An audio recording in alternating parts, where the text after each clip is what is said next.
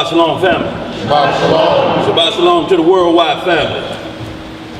Peaceful and joyous Sabbath day, y'all. Y'all know how we get down. We want to go ahead and get right to it. Got a few topics we need to cover, so y'all know how we do it. We turn toward Holy Jerusalem.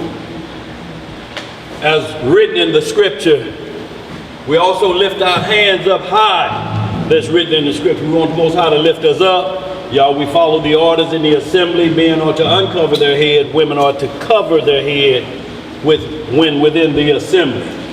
So y'all, with that, we're going to go ahead and get this prayer on, and we'll get this feast started. We're going to get this opening prayer with the Most High's permission.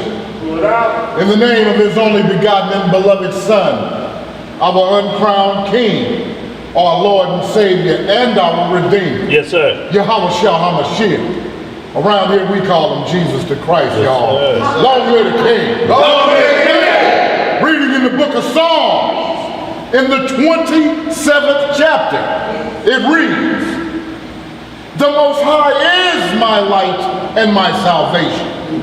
Whom shall I fear? Yahweh is the strength of my life. Yes. Of whom shall I be afraid? When the wicked, even mine enemies and my foes, came upon me to eat up my flesh, they stumbled and fell. Though an host should encamp against me, my heart shall not fear. Though war should rise against me, in this will I be confident.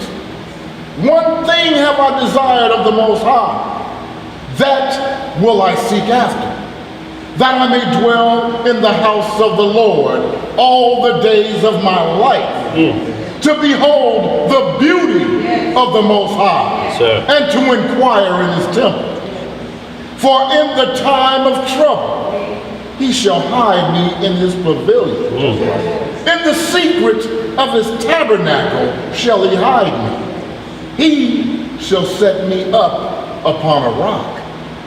And now shall mine head be lifted up above mine enemies round about me.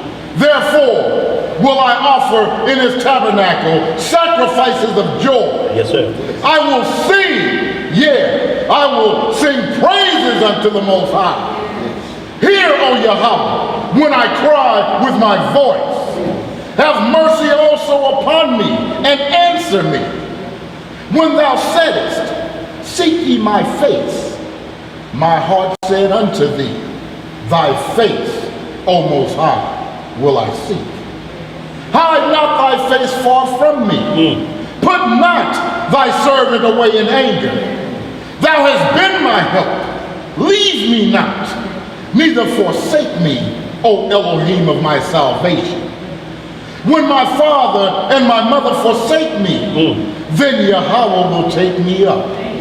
Teach me thy way, O Lord, and lead me in a plain path because of mine enemies. Deliver me not over unto the will of mine enemies, for false witnesses are risen up against me, Yes, sir. and such as breathe out cruelty. I had fainted unless I had believed to see the goodness of the Most High in the land of the living.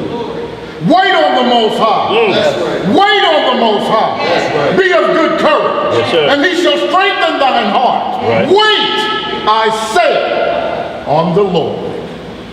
Hallelujah! Say it! Yes, sir. Y'all shouting. Yes, sir.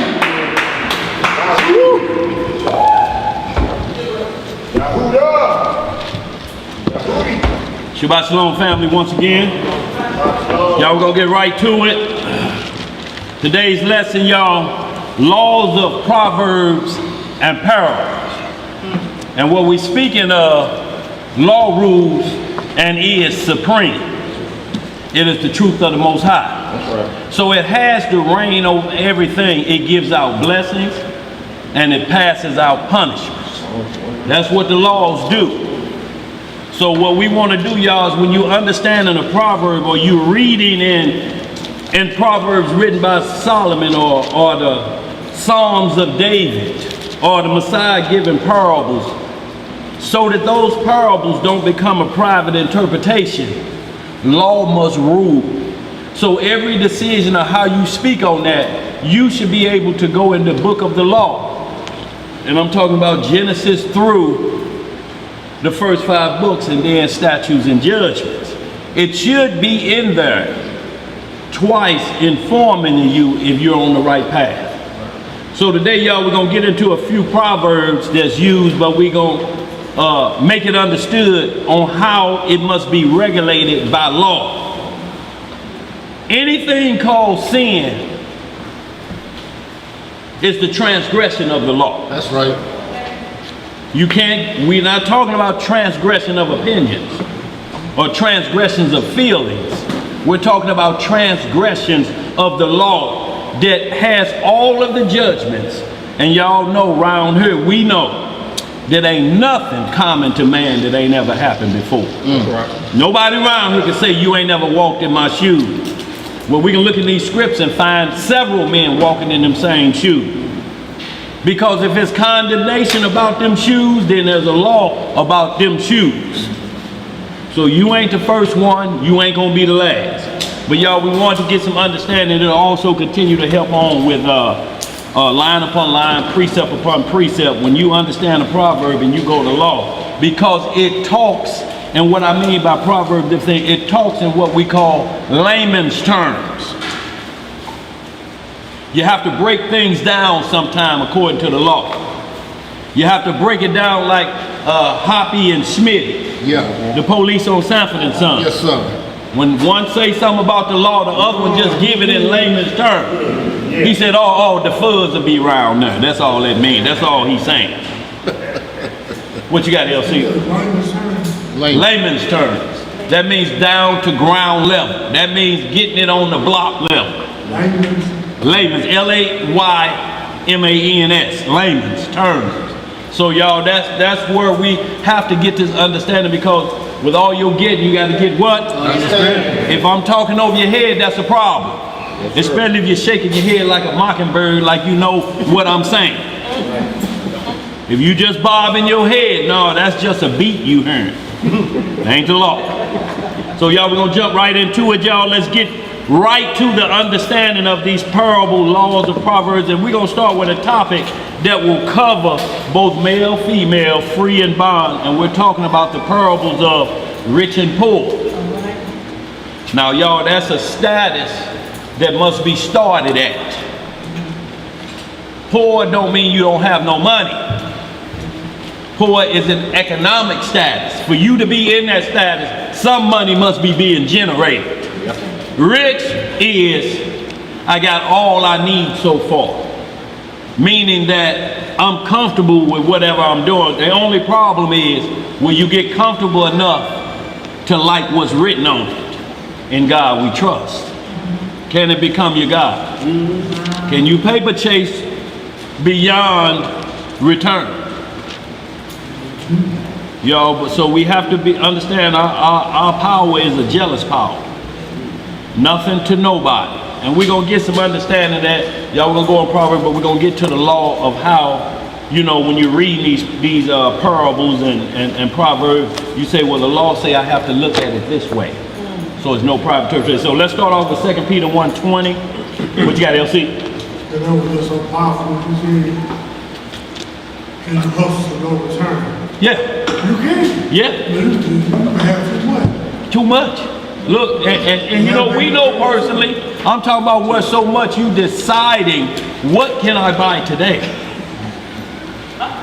You know, I got to do something with it today. You got that kind of money? No, not me. I'm saying I in a figurative speech. Y'all heard Go ahead.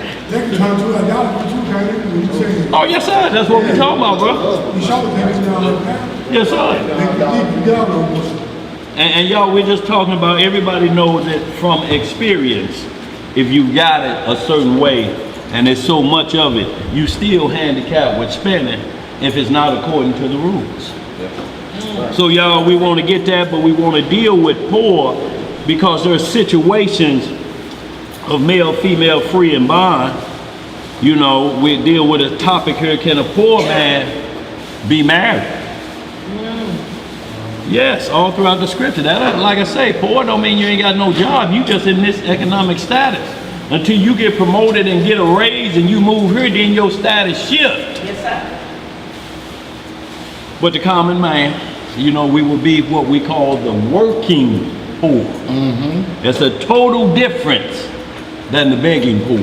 All right. Y'all, we want to understand that. So y'all, let's get it. 2 Peter 1:20. The book of 2 Peter, chapter 1 and verse 20. I tell you what, start at 17 if you will, bro.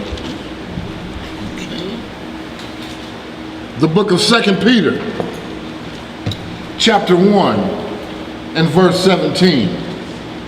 It reads, "For he received from Yah the Father honor and glory, when there came such a voice to him from the excellent glory.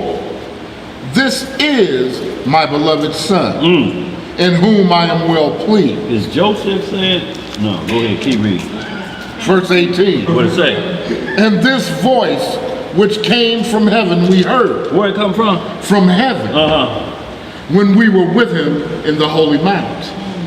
We have also a more sure word of prophecy, whereunto ye do well that ye take heed, as unto a light that shineth in a dark place, until the day dawn, and the day star arise in your hearts. Knowing this first, that no prophecy of the scripture is of any private interpretation. Is of any what? Private interpretation. See, so we can, this is not opinion based, this is law based. Law will keep it from being a private interpretation. But if you notice, most organized religion, they get rid of the law. Then it becomes a private interpretation. Because then punishment is given out according to what they see or how they say it. But the law will read one way for male, female, free or bond. The instructions will never go sideways on you. When you keep them and just stick to that, you cannot go wrong. It's when you jump into the way I feel about it. Yeah. Go ahead, Verse 21. "For the prophecy came not in old time by the will of man, Right. but holy men of Yah spake as they were moved by the Holy Ghost." What were they moved by? By the Holy Ghost. See, and that's the power and truth of Most High. That's what brings the law. It's what causes you to remember. It's absolutely 100% pure truth. The Holy Spirit. So when it comes, it's not private. It's not for you to own the gift of God like you, the one that made it. Can you get that Psalm 19? Yes, sir. Let's hit Psalm 19.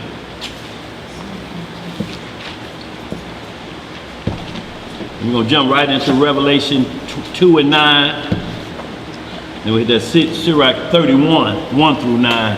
Y'all, we're going to move through some things dealing with, you know, rich or poor, y'all, and it ain't going to necessarily be talking about wealth. What it's going to be talking about is the behavior of male, female, free and bond in those statuses.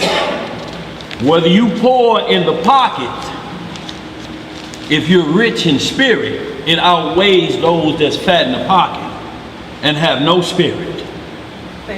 Because all that means is that they just get to spend more money on wickedness. That's all. They get to take it to a whole nother level. It's the same wickedness. I don't care if you take it to an island. That's right. I don't care if you take it to the moon. Because you got the money. But if you got that same mindset, it's going to be a problem. Where you at, like Psalm what? Psalm 19, verse 7 to 11. What it say? The law of the Most High is perfect, Right? converting the soul. Yes. The testimony of the Most High is sure. And what is it? Sure, Uh-huh. making wise the simple. The statutes of the Most High are right, rejoice in the heart. The commandment of the Lord is pure, enlightening the eyes. The fear of the Most High is clean, enduring forever. The judgments of the Most High are true and righteous altogether. More to be desired are they than gold, yea, than much fine gold, sweeter also than honey and the honeycomb. Moreover, by them is thy servant warned, and in keeping of them there is great reward. What is that? Great reward. For keeping the law. Y'all understand, keeping don't mean that you ain't gonna never break one. It means that you know the fix for a broken law. You know a fix for a broken law right here? If you get a ticket for going through a stop sign, what's the fix? The fine, or go where? To fight it? To court. To court. That's right. But the seatbelt law ain't gonna change because of how you feel. It's not going to change because this group over there says, well, I think it's a deterrent. Like let me just say this, move on. It's like the helmet law. Illinois don't have one. Most people that ride without a helmet say, if I get threw off, my neck could get broke, because if it goes back like that and the back of the helmet hit the back of my spine right there where it connects with my skull, I'll be paralyzed from the neck down. Well, with no helmet on, you ain't got to worry about being paralyzed. Right. Because when your head gets skinned up to the white meat on that concrete out there going about 100 miles an hour, I guarantee you, you wish you gonna have on a helmet and would sweat. You might not have a head. Boy. Was you finished with that, bro? Yeah, I just wanted to expound on the Yes, fact sir. that one of the spiritual nature, his great reward is Yeah. everlasting. Yes, sir. Not as those who have riches of this world. His riches are temporary. Right. Because he may not live the next 5 minutes. Boy. Revelation chapter 2, verse 9 and 10. Y'all, we're gonna move through this, and all we want to do is just get established the richness of the spirit that must be first, y'all. And y'all, everything we bring it from the high priest Yahushua under the order of Melchizedek. We'll go into the law because the law is exactly the same. You never read where a priesthood changed the law. Paul never changed the law. Paul talks what he said in Hebrews 8 and 8 is the same in Jeremiah 31 and 31 letter, ain't it? To the letter. Yes, sir. He ain't changed no law. He telling the priesthood changed. You got to start thinking this thing out better than you do. No one should have to be going to law on you, and you've been in this thing for a minute. You still getting things pointed out to you like you crazy. What you got? Okay. 29. Okay. Yes, sir. Let's go. Okay. So y'all, we hit that Revelation 2 and 9. Go ahead. The book of Revelation, chapter 2 and verse 9. What it say? It reads, I know thy works and tribulation and poverty, but thou art rich. How you get them two things in one sentence? Huh? I know you suffer poverty and tribulation, but thou art rich. Go ahead. And I know the blasphemy of them which say they are Jews and are not, but are the synagogue of Satan. That's right. Fear none of those things which thou shalt suffer. Behold, the devil shall cast some of you into prison. What he gonna do? Cast some of you into prison. Right. Re-education centers, Yes, sir. concentration camps. That ye may be tried. And ye shall have tribulation 10 days. Be thou faithful unto death, and I will give thee a crown of life. Yes, sir. Now that's a reward when you see that crown on top of your head for enduring until the end. That's right. But he's telling you tribulation and anguish. We can call ourselves kings all we want, but if you're not true about being a king in your spirit, only because, you know, if you ain't got no wealth pocket, what king you talking about you are? You understand what I'm saying? It has to be spiritually that you're showing you a king. Kings is loaded. We're going to talk a little bit about David today, you know, just to understand a king's power, a king who was in a poor status, but right there at the level of richness in his grasp like that. To be anointed at 15 or 16, but your crowning don't come until you a grown man. But you already been selected. preordained, so to speak. Not that you were put in the womb to do what David did, because then that would be a problem with David breaking the law. But the spirit that David had put on him comes from the Most High. He'll take it from David and then he'll give it to somebody else. Good, brother. You have to understand that soul and spirit are two separate entities. They're not the same thing. That's right. The spirits go back to the Father who gave it, and he gives it to another. Whom he listed. The soul is every individual personal identification and DNA that's going to stand at judgment and explain about the spirit he was given to him. What did his soul do with it? Like having a Jaguar and you put moonshine to run it. Go ahead. I was going to say what you were saying about the tribulation and still being blessed. Yeah. Even though we go through, we still have kingdom blessing. Yes, sir. He was a king like the Messiah. We suffer with him, he reigned, he's the king of the kingdom, yet he had to be lynched. Yeah. Yes, sir. So, what more for us, the subject of the kingdom? We already got examples. See, whose shoes we gonna talk about that you done walked in and you ain't walked in Messiah's shoes? It's still on record that ain't no man been marred like he has. Right. About a crime he didn't commit. Boy, look, we wouldn't last through the first 10 steps of scourging. Once they hit you in the middle of your back with that whip with them sharp razors on it, and it just cut just a little bit deeper than a paper cut. They don't want you to bleed out. They want every time. Y'all ever get a paper cut and how it shoot that searing pain up there? How does a piece of paper do that? Even more so if you don't identify that alcohol or whatever has acid in it will. Boy, yes sir, yes sir. Sirach 31. Let me get in there. Take that toe.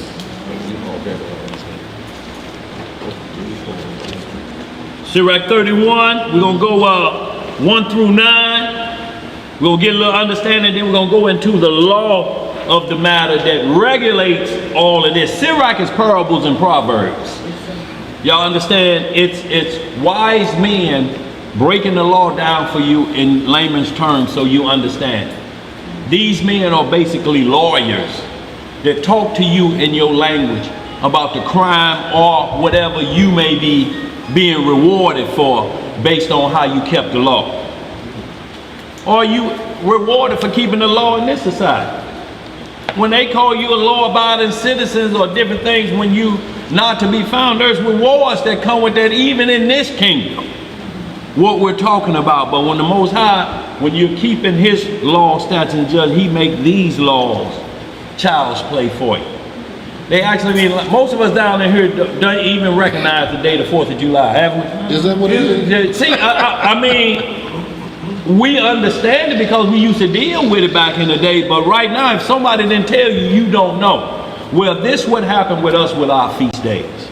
Right. We walking around and somebody tells you, man, you know today, Day of Atonement. What? When? Today. That's the problem with it going out of your memory. Let's get some more. Sirach 31, 1 through 9. Is it on me? Yes, sir. Okay. Watch it, for riches consumeth the flesh. What does it do? Consumeth the flesh, and the curse thereof driveth away sleep. See, it does nothing for the spirit. It consumeth the flesh. Paper chase. Flesh is tired.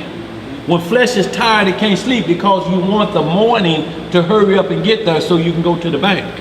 Ain't no banks open at 3. The ATM is, but when you need to get to that part of the bank, I'm talking about where you can say, because ATM ain't gonna give you what got you up at night. Right. Unless somebody done told you if you ain't got my money by 6 a.m., then that may be a problem at night. Because 6 a.m. may come quick. Yeah. Go ahead, Lysa. Verse 2. Right? Watching care will not let a man slumber, as a sore disease breaketh sleep. The rich hath great labor in gathering riches together, and when he resteth, he is filled with his delicacies. The poor laboreth in his poor estate, and when he leaveth off, he is still needy. See, you steal 2 checks from homeless. See, it's saying the rich is like, see, his labor, when he labor for that, he go off and eat his delicacies. I done work for what I wanted. I'm living the life of Riley now. But the poor, because you in this status, when you get paid, you already a week of bills into that check that you ain't got yet. Right. So you playing catch up. But it's still, you're doing what the Most High says is honorable. Yes. Let's get some more. Verse 5. What it say? He that loveth gold shall not be justified, and he that followeth corruption shall have enough thereof. Gold hath been the ruin of many, and their destruction was present. See, you have what's called the gold, what is the thing in California, the gold rush. Gold rush, yeah. It's people that hear about treasures and lose their life over it. Yeah. And this is what it's talking about, because you're saying, if I find it, I ain't never got to worry about nothing again. But if you don't find it, is it worth your soul? Or somebody hustling to get rich. Yeah. That's their only purpose, is to get rich. They never make it. Because they never have, once they reach that status, they want more. Yeah. It's never enough. Go ahead, LC. Verse. Full-fledged idolatry. Yeah, and you saying it's idolatry? When you get to that stage, you be a full-fledged idolatry. Oh, yeah, you will get there because it becomes God. Nothing else matters. And anybody get in the way, that's a death sentence. Uh-oh. And then we start forgetting. It catch you every year too. Yes, sir. Verse 7. What it say? It is a stumbling block unto them that sacrifice unto it. Uh-huh. And every fool shall be taken therewith. So it tells you right here what happens. It's telling you the money ain't what's doing it. It's the sacrifice of it that becomes a stumbling block, that where you think you can buy your way out of sins. But y'all to think about that. Bribes off, you think I can buy that off, and the Most High gonna have a pocket full of George Washingtons in his pocket. Of all people. Of all people. Go ahead. Verse 8. What it say? Blessed is the rich that is found without blemish. Without what? Blemish. So when we get to the scripture, hardly shall a rich man enter into the kingdom, is this contradicting itself? Yes, big time. No. Say it again, Elijah. Read it again. You say, is it? Yeah. No, I'm saying when it says the rich shall not get into heaven, but this says blessings for the rich if they get it that's righteously. That's not. It ain't no problem. It's not a Because contradiction. Job Yes, was sir. a rich man. Abraham was a rich man. Lot was rich. All these brothers were rich. And they did alms with their riches. Yes, sir. Hospitality. Love towards the brethren. But they didn't make their riches their God. That's what we're talking That's about, just like bro. what this is. Yeah. It's just like that show on TV, Greed. Yeah. You dig? They Absolutely, making bro. millions on top of millions, Yeah. but it ain't never enough. Right. They taking people's retirement funds and old people. They taking their family's money. Yes, sir. For the love of this filthy lucre. People Right. are dying behind that too, man. Right. Exactly. Many people die behind that. Yeah. Because of depression. Yeah, and that's what happens, y'all, but that's when it's being depended on like God. That's right. Because the script tell you don't throw all your eggs in one what? Yeah. See, so you have to always be to the point that where, you know, it just stings the fingers a bit and you can pull back. You know, and if it's not like that, then you're looking for something beyond your reach, so to speak. And you got to keep spiritual, y'all. It's got to always be first. Every decision you make about anything, it has to be on those levels of spirituality that where you make a right decision. We're going to get right into the law of it because it's going to break it down. Let me turn. You had something, like? No. I was just going to start on Yeah, go ahead on that 8 again. 8. Blessed is the rich that is found without blemish Uh-huh. and have not gone after gold. Who is he? And we will call him blessed. What we going to call him? Blessed. For wonderful things has he done among his people. We can hold that. We're going to roll right through, y'all. I just wanted to set this up as far as understanding the difference in spiritual, y'all, because you have to understand when a time comes to where it's all taken away. It's about what's up here, and people are looking at how we generate it. And like I said, the movie The Book of Eli is always a good one to me. Man. Out of all what was going on, what was the richest treasure they looking for? The word of the Most High. He said, I can get the whole world going again with it. Now those who had grew up in that time was saying it's just a book though. And look, y'all, they had other books. They had Dianetics he threw out. They had all kind of books. He like, ain't none of them it. None of them. These Johnny come latelys. Let's get some more, y'all. Where we at? Book, they'll listen to me. They'll listen to me. Isaiah 55, 1 through 3. And see, that's the thing about it. It ain't about, because I'm working on my second million right now. Yes, sir. I gave up on the first. You gave up on the first. Yeah, I had to start all over again. But yes, sir. the things that I have what some people call me hood rich. Yeah. Because I got a couple cars and a couple houses. Yes, sir. But what little I have, I share with others. Yes, sir. I don't try to take from others to gain for myself. Yeah. So see, that's the thing you gotta be able to look at is, I don't care how much money you have or you don't have, it's what you do with what you do have. You absolutely, and bro. who you do it for. Absolutely, bro. You understand? 100. Yeah, so, and that's just the thing about it, man. I mean, how much is enough money? As long as we can make the bills, baby, or pay a little something on them and grab some food out the refrigerator or whatever, we doing all right because the Most High blesses us tremendously. Right. You understand? With good health and good family, and this fiat currency that we use every day will not sustain forever. It ain't gonna be. It ain't designed to be. Ain't no money never lasts. Right. Yeah. Exactly. Right. For temporary, but we want to set the record straight. If you got it, the Most High bless you. If He bless you, it's meant for you to have it. So we don't want to get it twisted or saying anything about anybody. It's a balanced system. Exactly. That's why you see in the Bible, rich and poor. If you had any understanding, the only language would be rich, right? So we have to understand there's prosperity teachings out here that tell you can get it without the law. So what does that mean? Most High says no. How you get it without the law? How shall you prosper without the law? Exactly. Give me just a little bit of that Psalm. Give me just a little bit of that Psalm 1 and 8. Just one verse and we'll come right back to this, y'all. We're gonna speed it on up. Y'all, that's all we're talking about, and we're talking about where you can rest comfortably at night. A lot of times when this scripture say some men can't sleep at night, it's known how certain things were gotten. Look, y'all, and we always talk about this. Y'all remember the brother here in St. Louis that got away with the armored truck robbery?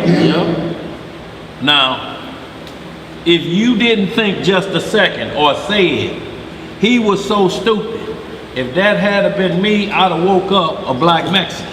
Because I wouldn't have been at Walmart spending that money peeling off stacks. The whole problem is you're in Mexico with whose money?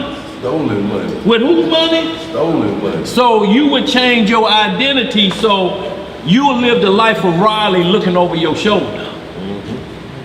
Who is that right there? That's Rubberneck. That's all you do all day. That's right. Looking for who is that coming there? That's somebody knocking at the door. With riches, this will wear you out. The mark of Cain. That's what be over.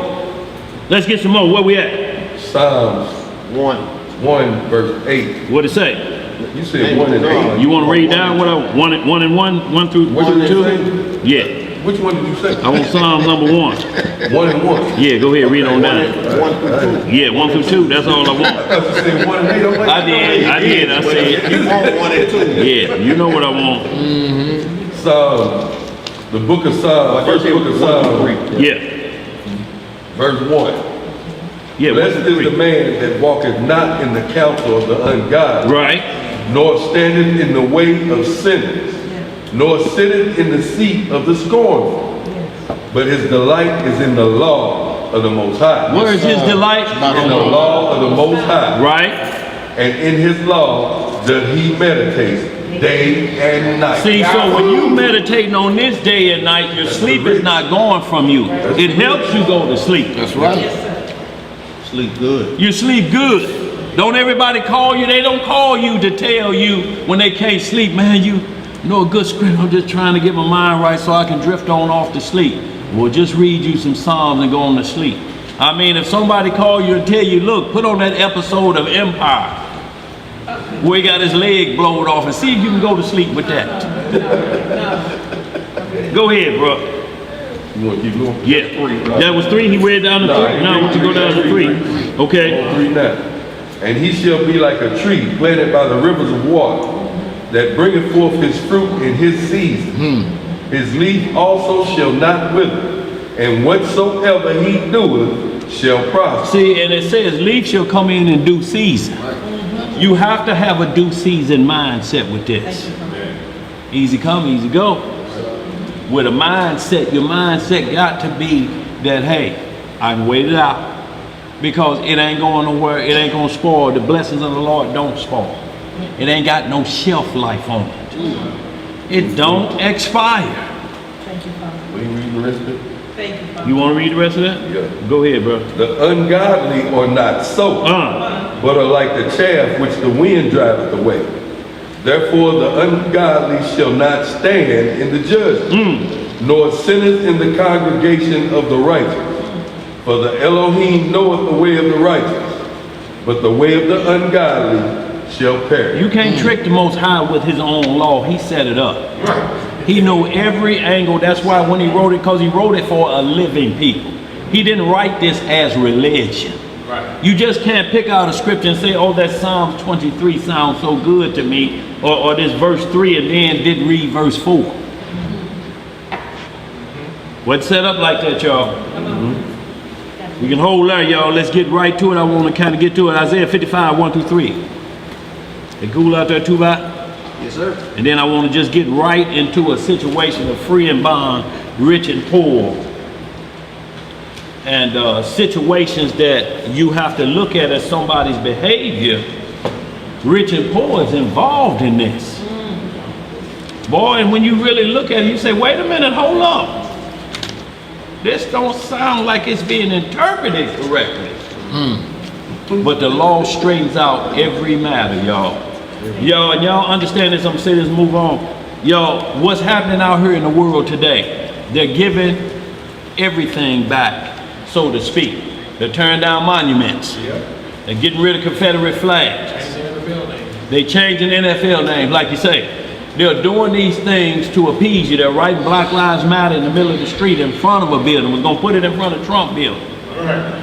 All that is to give you everything you saying you don't have. And then we're gonna check your behavior. You got everything you want, so your behavior should be good after this point, because we just satisfied everything y'all said. So now nothing about the law should be in your way or impede you from succeeding. Y'all's gonna be a terrible downfall. Go ahead, bro. I got a question. Reparations.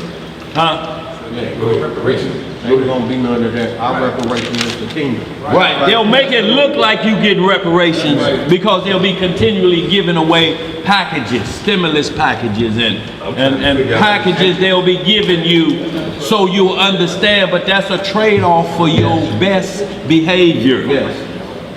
Stop complaining, stop the murmuring. Where does the Black National Anthem come from? That's Boy. what I'm trying to get. Now these, boy, you see how they appeasing Negroes in the fullest? We got an anthem? Yeah. Yo, look. What you saying? They put on one and they just blaze one real good. Yeah, that's all. You see a pass it gun off. Yeah, so You know how from King to the week. That's all it You is. got buddy with you first, really. It's symbolic. And then they think they finna go to war. That's all it is, y'all. That's on the street. Y'all know how They said, you ain't gonna last 30 minutes. 30 minutes, you ain't. 15 minutes. It's over. And they saying we ain't gonna stop killing you. However, what we'll do is appease you with these little movements. Yeah. So you'll say, okay, that's good. We'll forget about the killings for the time being, because Master showed us a little bit that he cared. He took ancient mama off the Pancake bar. butter. Yeah. Uncle Ben. Right. I don't think neither one of them gonna be the He's same. changing the face of racism. Right. Right. But there's still no democracy. Dollar Tree, Family Dollar. Oh man, they even going so far as that they're talking about changing the image of Christ. Farrakhan was just talking about it today. Really? They wanted, it's gotten that far to appease the masses. Yeah.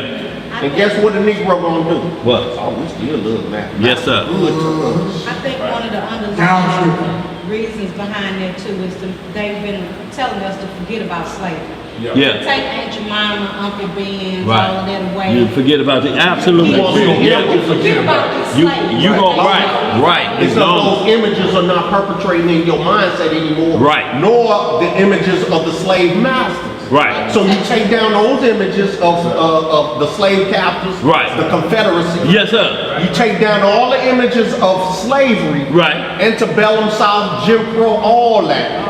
You erase that image and you redo it with a whole new image of white supremacy. Right.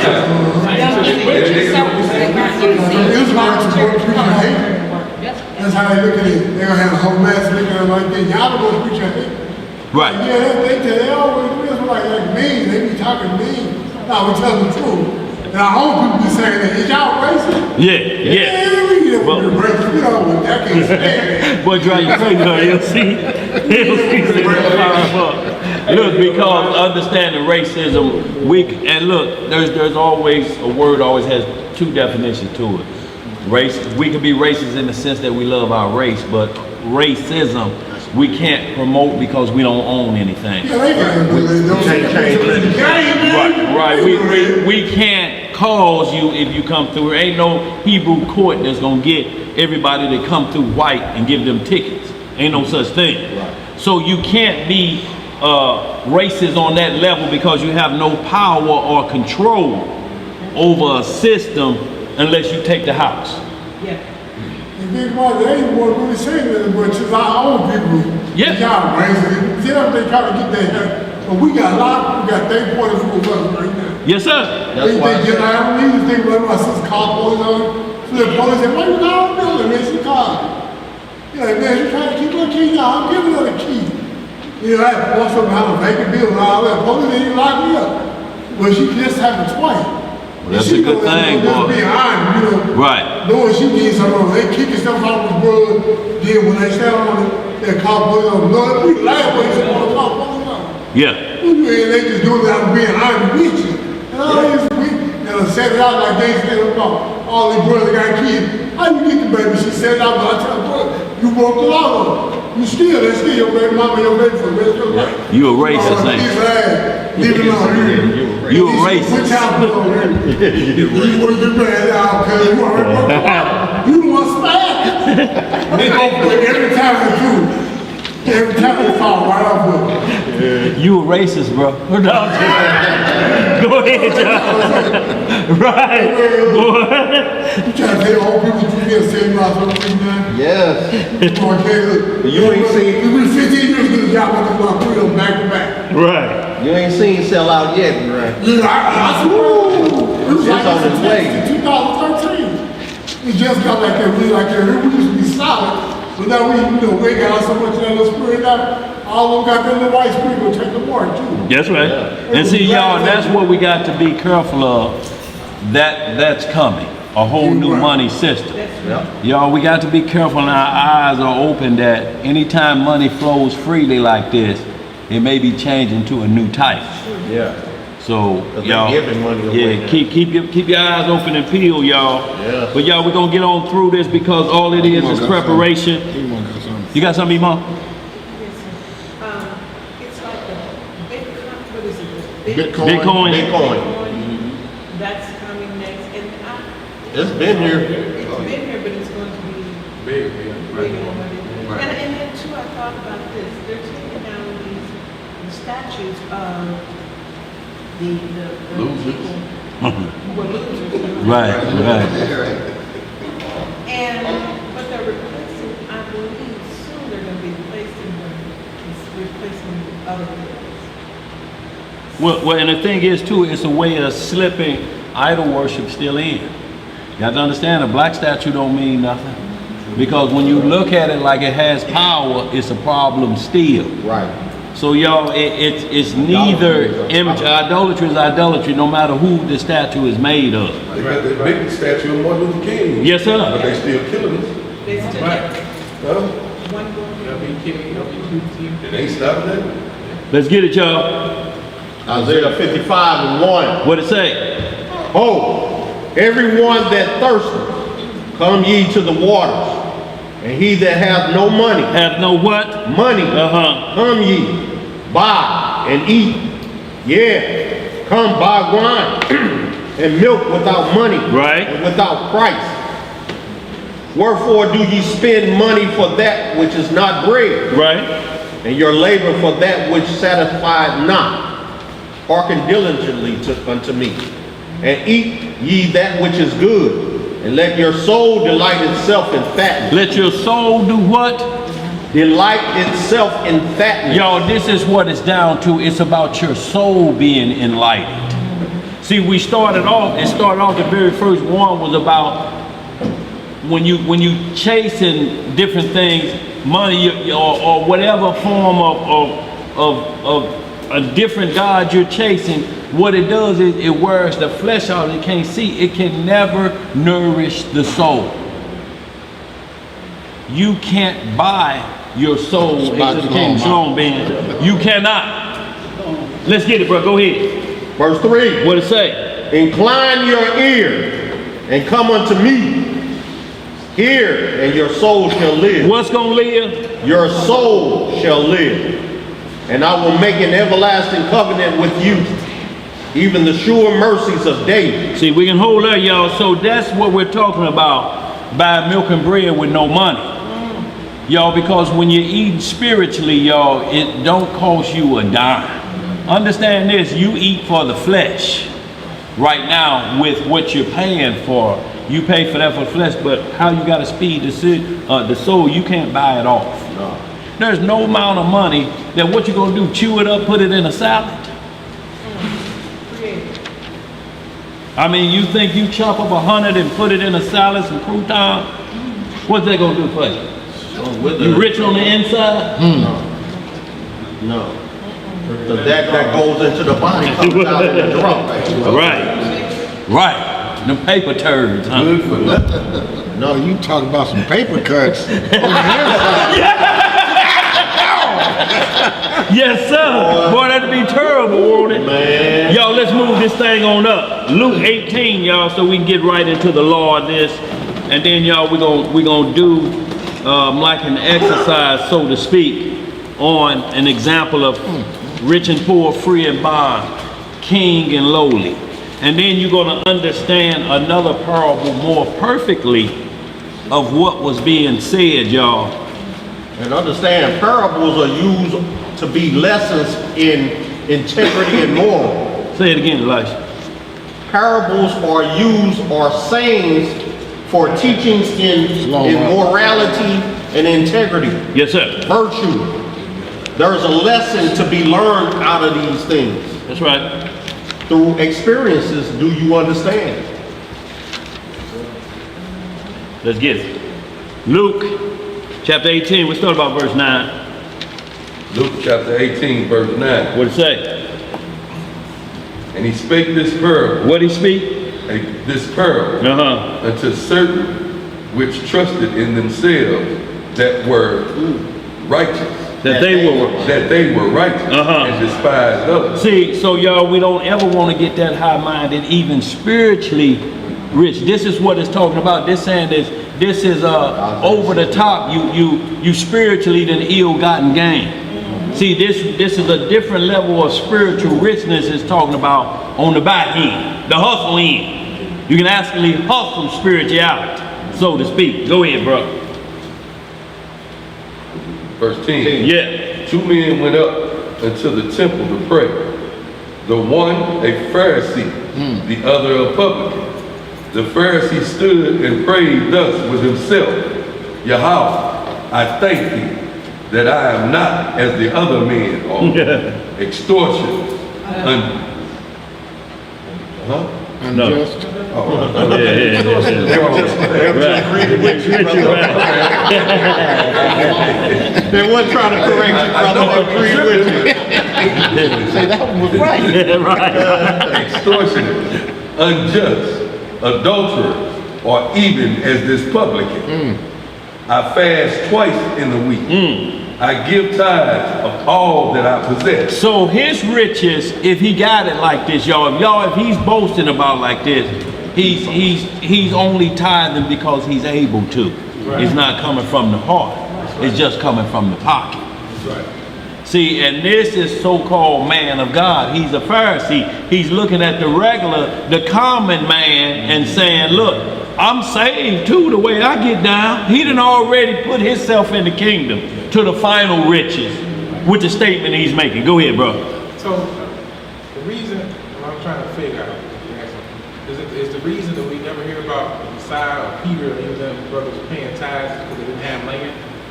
No, well, you have to understand, order was coming in, change was coming in. He wasn't going back to those circumstances. Those people would still had land and different things, but when the Messiah told me, he said, I want you to look at things differently. I'm gonna give it to you from this perspective. I want you to do it freely. I do not want you to have your arm twisted behind your back. The order of Melchizedek is free. It has what's called liberty. That means you give what you're not, that's not gonna burden you. He tell you, if you come to worship me, don't make it a burden. My laws are not grievous. There's nothing in my laws that make you feel like you can't achieve. But if you don't get this understanding right, people make you think that you're supposed to be in a lower status.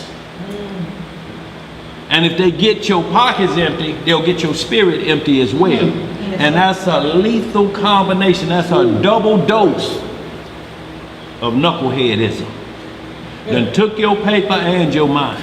That's 2 for 1. 2 for 1? That's pimping. That's what? That's pimping. That's pimping. They say pimping ain't easy, but somebody going up. Let's read, y'all.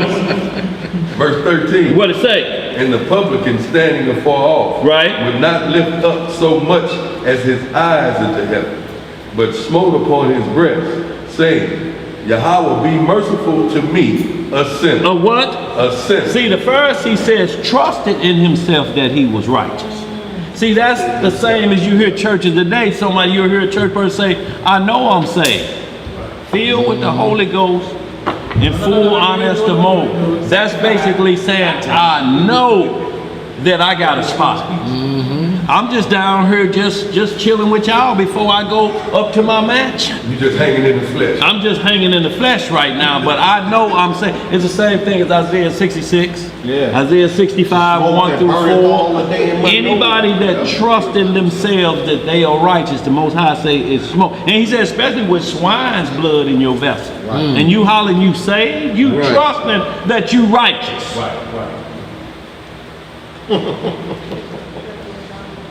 And every belch smell like chitlins. No. Oh, right on the inside. Go ahead, y'all. Let's get it. Verse 14. I tell you, this man went down to his house justified rather than the other. Right? For everyone that exalteth himself shall be abased, and he that humbleth himself shall be exalted. And they brought into him also infants, that he would touch them. But when his disciples saw it, they rebuked him. But Yahweh called them unto him and said, Suffer little children to come unto me, and forbid them not, for of such is the kingdom of Yahweh. Verily I say unto you, whosoever shall not receive the kingdom of Yahweh is as a little child, shall in no wise enter therein. See, I don't care what type of assembly you have to have children around. They'll keep you honest because they're honest. They'll look at you and tell you your fault right to your face, and there's no animosity in them. A child just ain't gonna look at you and tell you something. You ain't no good. You went in my mama purse. See, if you hear that from a child, It's probably true. and you look at, shut up, you want to, shut up, you want a popsicle, shut up. No homo. So, right. Spent the night with me, woke up. None of your breath stinks. Uh-oh, no. Can I have a kiss? Yeah. Don't mean no homo. He didn't mean no harm. Just telling you the truth. You just tell him, look, you know what you tell him? Keep breathing. And you gonna see a change come. I told him you don't smell like me because That's you all ain't told no my lies mom yet. You, say it again, you ain't told He ain't told no lies yet. y'all have to understand, if the Most High smells sin up in heaven, it's the same thing that sin will start to come up on you like that, the same way you'll smell your transgressions. You think that's good? Why you have to wash every morning. Let's get it. What you got, LC? And when you got like a baby sperm, Yeah. this is stuff, y'all be showing you something you love. Like my sister always tell me like how much I love women. Like, boy, you so dumb. You gonna take care of this. And I was like, that's a girl. See, I ain't know that I was, like, me being that y'all do, that's a girl you supposed to do. She's like, you're a stupid boy, you don't know that. Like, she was like that little dirty boy. So I was Boy, it was rough on you, wasn't it? she was telling me the truth though, you gonna be fornicating. God said you're gonna have one girlfriend, I like you know. Like God just said that he made him for us. You know, he want us to have Well, just- like, you know, you gotta learn all Boy, just rained on your parade, didn't it, boy? These had to learn my butt out 2 years. These had to learn my butt out 2 years. Yeah. Because you love them like they be like, you lame. You lame, Because boy. we love, you know. Yeah. They got the kind of ways that we used to lay them like you couldn't kill them, boy. You can't kill no girl. Keep No, up, boy, what's none of that, boy. They killing women like they crazy. Y'all, but understand this is in those perilous times that we in. Exactly. It said it's coming down to this, y'all. But children is always gonna be the key. Is always gonna be the key to check you. You got to keep them around. You got to, if you have it, I'm talking about assembly now, they can't be out there while you slamming some bones and different things and in the middle. No, what we're talking about is with them around, it keeps everybody watching. Yes. No children around, it gets crazy. Yes. You bring them in the room, how you dragging them with you and say, go in there and play. You ain't looked in there to see who in there. Right.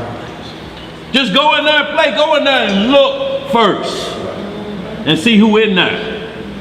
I mean, we have this issue, I don't mean to Go ahead, Elijah, express prolong, yourself. but these children that live around the corner from us, they come around to play with my youngest son, Judah.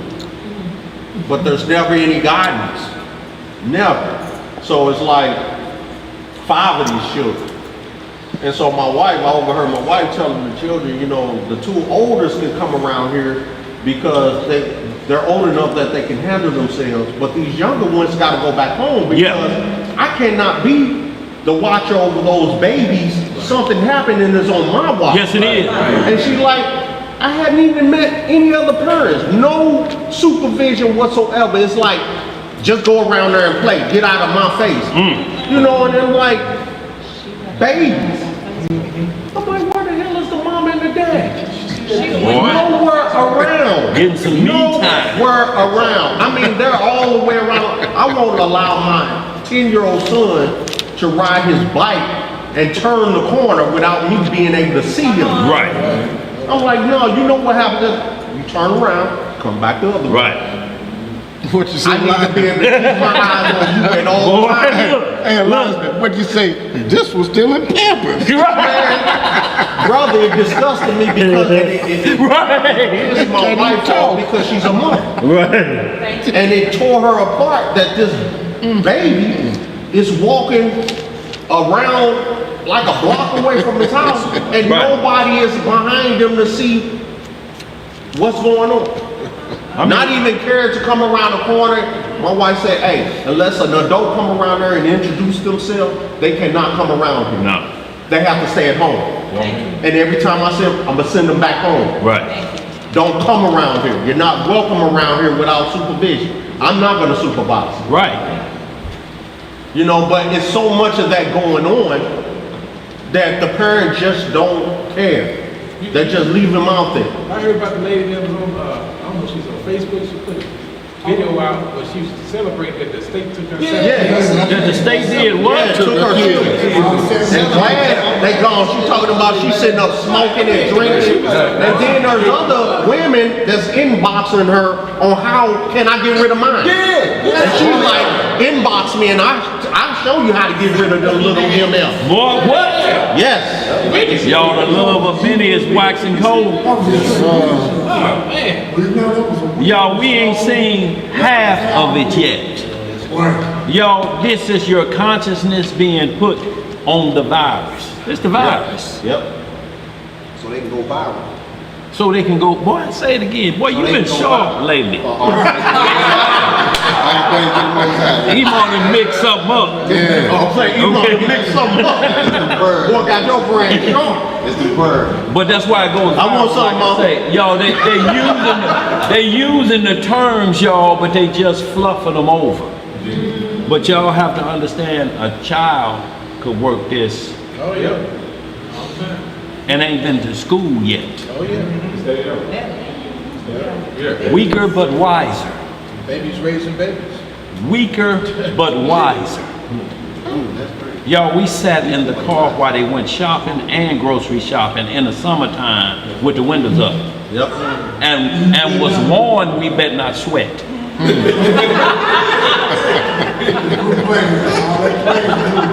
And we came out all right. All right. Yeah, let's get it, y'all. Where we at? Oh, you got somebody else? Go ahead. The blessing is when you get to die, you're gonna do the same way they raised you. You're gonna do just like that, and it's gonna be a touch more though. Cause when he still give mercy in there, I think they need to keep it in there because I can't do what I want to get off. Right. Even a little bit. Yeah, you drift down a little path, right there. Straighten you out. Straight up. Yes, sir. Yes, sir. That's Don't how play my around. daddy was. Don't play around. Ain't no time for playing around. Right. Go ahead. He gave me a woman that was my daddy's girlfriend, he never married. Uh-huh. He beat me like I was her. See, this day I know God love goes out so much for that. Love that woman. This was coming up, and you gonna be have this over, make this over, Right. work. That's a city code. And so you had to do it. And Yeah. What you want to do with her? Right, absolutely. And all bro's saying is that all these ailments, those extension cord whooping, all those kept me to the point of where I'm able to accept this without looking bitter at anybody. Because I should have got them other ones I run away from. Well, we knew we was wrong, you know. Yeah, you know you wrong. Everybody know you wrong. Look, when they tell you, did not tell you, yeah, you first thing you holler is yeah. That's correct. Did not tell you not to, yeah. Well, okay, you know then. It's time. We should have been saying no. But that's the honesty of ministry. Right. Like they know you did wrong when you walk up to her, you know. They was nice, they was people free, they was strong. Right. And they, you know they ain't play that. And all you want was that smile from your mama or something, you know. Or when Miss Much asked about your brain. Yeah. Cause you knew better, you know. Like you had your little girlfriend did once you had that bad report, you don't show up. But you get over there every day. Yeah. Yeah, well, what was your report? That's the time you don't come. Boy, don't want to come back no more when report time come, do you? Shit, over there till report time come, because you know them the rules. You got to have an education. You can't go into this talking about over here at this girl, she got her grades. What are you gonna do for her? You know, and you still struggling with how to spell your name is not Man. It's Jeremy Jackson, not Man. You're in the 8th grade. Let's move on, y'all. Go ahead. Yeah, Luke 18, where we at? Want to Deuteronomy. Did we finish that up? No. The parable, I want to get down to 25. All right, we're on verse 18. 26 I want, yeah. To 27, yeah. Go ahead. And a certain ruler asked him, saying, Good master, what shall I do to inherit eternal life? See, they're not talking about just me, a house out there in the Hollywood Hills. I need, what should I do to get eternal life? I don't want this to end. Do you understand how many rich people are now seeing it about to end? What are you going to do with $600 million and it's about to end? Give us the bias. Yeah, well, go ahead. Yeah, go ahead. Do you know what to do with it? Go ahead. Go ahead. Verse 19. What it say? And Yahweh said unto him, why callest thou me good? Right? None is good, save one, that is Yahweh. Thou knowest the commandment. Thou knowest what? The commandment. Y'all see how it always get back to any parable. You know what the commandments are. See, that's the same thing. The devil asks you the same thing. It comes down to rule of law. I don't care who attacking you. I don't care what's going on. There's a law being broken for it to be brought into your space, so to speak. And it has to be answered for right or wrong. It must be laws and regulations. Go ahead, bro. So is this, am I correct, Luke 18, is this the Messiah telling us to keep the commandments? That's what he's saying. Yes, sir. Okay, so What color that's in your book? Red, ain't it? Well, Okay. Yeah, go ahead. So how are the people that are Christians are claiming that the law is done? Because it is done away with in their teaching. You have to understand, they're only repeating what they were taught. You only repeat what you were taught. People that's out in the street that coming to you with a Bible tamper with, ain't it? They were never taught that you may get a response that says chapter and verse. Then that lets you know where their level of understanding is at. Right there. You know that they're poor in spirit. At that point, you can try to seek another's wealth at that point. You know, a point to lift them up, to let them know, bruh, how are you talking about the most valuable piece of information on earth? And you're talking about it like it's a penny with a hole in it. It's a problem. What you got, LC? We the truth, so every time you talk to them in cover, you can just be trying to explain something to them. You hit that verse of cover, you see it exposed for the change. All we want to do is heal that cut the right way, because if you come back and cut them again, they're going to need stitches at that point. You want to, like you say, you want that paper cut to heal up on them. You want it just to sting about as much as a paper cut. You know, so that they be able to reach in their pocket and get the change out of their chapstick. A bad paper cut is tense. You can't dig in your pocket like this if it's this one. This one stops a lot of things. You know. Let's forget about that little crease right there, boy. Let's read some more. I wasn't going to say that, but go ahead. Yes. Verse 20. Verse 20. What it say? Thou knowest the commandments. Do not commit adultery. Do not kill. Right. Do not steal. Right. Do not bear false witness. Honor thy father and thy mother. And he said, all these have I kept from my youth up. Right. Now when Yahweh heard these things, he said unto him, yet lackest thou one thing. Sell all that thou hast, and distribute unto the poor. And distribute unto who? Unto the poor. Uh-huh. And thou shalt have treasures in heaven, and come and follow me. So at this point, the king is on earth. He's like, you can let go all that. You roll with me right now, you're going to be good. Just give it to the poor. The poor is not the beggars. I want y'all to understand that. There's the people that's on a mission and on the grind. Just relieve them a little bit and come and follow me. You want eternal life, you got to come with me. You got to let go of that false eternal life. That's right. If you truly want this, give it to the working poor. I want y'all to understand that he said, just don't give it to nobody laying in a gutter that's been in there for 3 days and they healthy. Y'all, I want y'all to understand when the script talk about beggar, it's not talking about an individual that's falling on hard times. I mean, this virus done put a lot of people out of work. Yeah. But if you've been working, you get what? Unemployment, right? Unemployment. You're poor, but you're getting the rewards of a working man. You can't get it unless you've been to work, right? That's right. Would you show up down there now and ain't never been to work? They like, where your resume at? Proof of income. Or anything for us to look at you and say, we can assist you here. We see you've been trying. Or they want a bill in your name. They want something that say why we're going to help a poor man, but they're not going to do it any other way. Because they're saying you're not going to pimp us. You pimp them out there, but you ain't going to pimp the system. We're pimp proof. We'll get it one way or the other. Right. They ought to pimp. We're pimp proof. Go ahead. They could explain themselves too, because they were want to give us jobs. We were going up when they had all these dope flooding out here. We were trying to work. They wouldn't give us jobs. They thought they were going to get all the money to pass out whatever they could But now they need our work. See, they had us working, they were still been strong, but they gotta go. Yeah, they see, gotta but they can't stand the system what they got now. Because we make $10, they like $10. Could probably us on no level. But understand that we can make $10 like 10,000, but they don't want no parts of that. Right. Believe that, boy. Yeah, I mean, they like how we work $10 like right. 10,000. They don't want to wear it the same way. Somebody had to make you say something wrong with you to get you disability check. Say you got a date with the big kid you. Yeah. Instead of going to work with kids, it ain't no wrong with you. Look, what we're talking about is when they get so much money, the elites, the Rothschilds, the Bilderberg, the Rockefeller, money don't exist in their circle. It's called power. Right. Yeah. That's what everlasting life is, and spirit of its power. They're just dealing with a level of it that they don't care about gold. They own all the gold.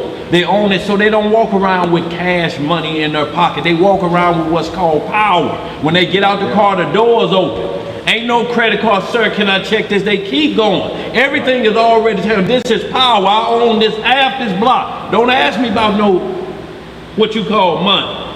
What you got, bro? They own lands and country. Go ahead. Right, that's exactly, like, once you get to a certain level of money, like Bill Gates and George Soros and all them, they don't get the thrill out of money and going places and doing things like we do because they got it already, so they get bored. So what they did kick out of is watching on TV the stuff they put in place. Everybody wearing masks. They put that in place. They get a kick out of it. It's control over other people. Control over power the trips is what they get high off of. Yes, sir. You got all the money you need. How many Lamborghinis can you drive at one time? Like, how many yachts can you be on at one time? You want to be able to influence and motivate and control the masses. Yep. The money has no issue anymore. It's beyond money. Watching stuff unfold. That's exactly how they plan. Let's get it, y'all. I want to get this caught up really quick. Where we at, 22? Read 23. 23? Okay. 23. And when he heard this, he was very sorrowful. For he was very rich. For he was very what? Rich. And when Yahweh saw that he was very sorrowful, he said, how hardly shall they that have riches enter into the kingdom of Yahweh. So did he say, let's read the next verse, go ahead. For it is easier for a camel to go through a needle's eye than for a rich man to enter into the kingdom of Yahweh. See, if you're not understanding that, somebody would get over on you with the doctrine being taught that the law don't exist anymore. Then they make that what they wanted to say. You know, and you get people that say you got to give up all your wealth, but they end up giving it to one individual. Right. And he's the wealthy one that governs your life on where it should be. And he distributes nothing. Go ahead, read that next verse. Verse 26. Right. And they... No, did you read 26? Read 26, yeah. That's what I said. Okay, all right. I'm playing with you, messing with you, Zay. Go ahead. You got me good. Yeah. And they that heard it said, who then can be saved? See, who then can be saved? You know, because it's talking about a status if you hear poor or you rich. They're saying, well, who can be saved at this point? Because this is about working, period. And what are you working for? At this point, who can be saved then? You know, because you're working to have a living. The law tells you to work, don't it? To supply for your whole house. Yep. You know, so is it a limit that you limit it down to, you know, you got 5 children and you cut half their meals because you scared to be rich? You know, and I'm not saying it like that. You got to be spiritually rich first. But I'm saying it's not, the Messiah is not teaching a poor doctrine, so to speak. Right. He's not telling you that because you got some money here, you may have been born with some money. He's just saying, don't forget the poor with what you got, because I leave the poor here so that you never forget how to give. Right. If you forget how to give, then you're gonna start playing with people's lives. Exactly. You're gonna be doing, like you said, having a math scheme, or you're gonna be doing this. Here come the TikTok videos. You don't have anything else to do with your money. but play with the lives of people. Let's get some more, y'all. I want to get caught up. I want to get into this 1 Samuel. Go ahead. To 27. Oh, you want 27? Yeah. And he said, these things which are impossible with men Right? are possible with Yahweh. So we're going to hold up. Y'all read the rest of that because he's going to tell the disciples about, how to, this miracle will work. But he's just saying you got to be rich up here first. You can have all that money and somebody relieve you of every cent you got. And then you ain't got nothing up here. It's going to be hard on you. It's going to make you desperate. It's going to make you try things you ought not be trying that you already know what the law say. But when you get took or different things like that, or you try it a different way, it's going to be painful. But that's what the devil wants. If you ain't got the word of the Most High in you, the commandments, statutes, and judgments, when all the things are taken, all your necessities are taken away from you, then impatience sets in. Yeah. And you do That's what I'm anything. doing, yeah. But when you're on the side of the Most High, then you have patience within your suffering. Yes, sir. And you overcome that in time, in due time.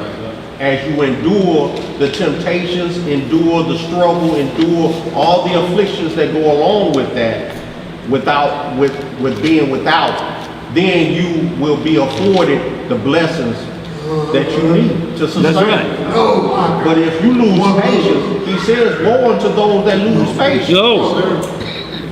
Because like you said, you become desperate and you will transgress the law.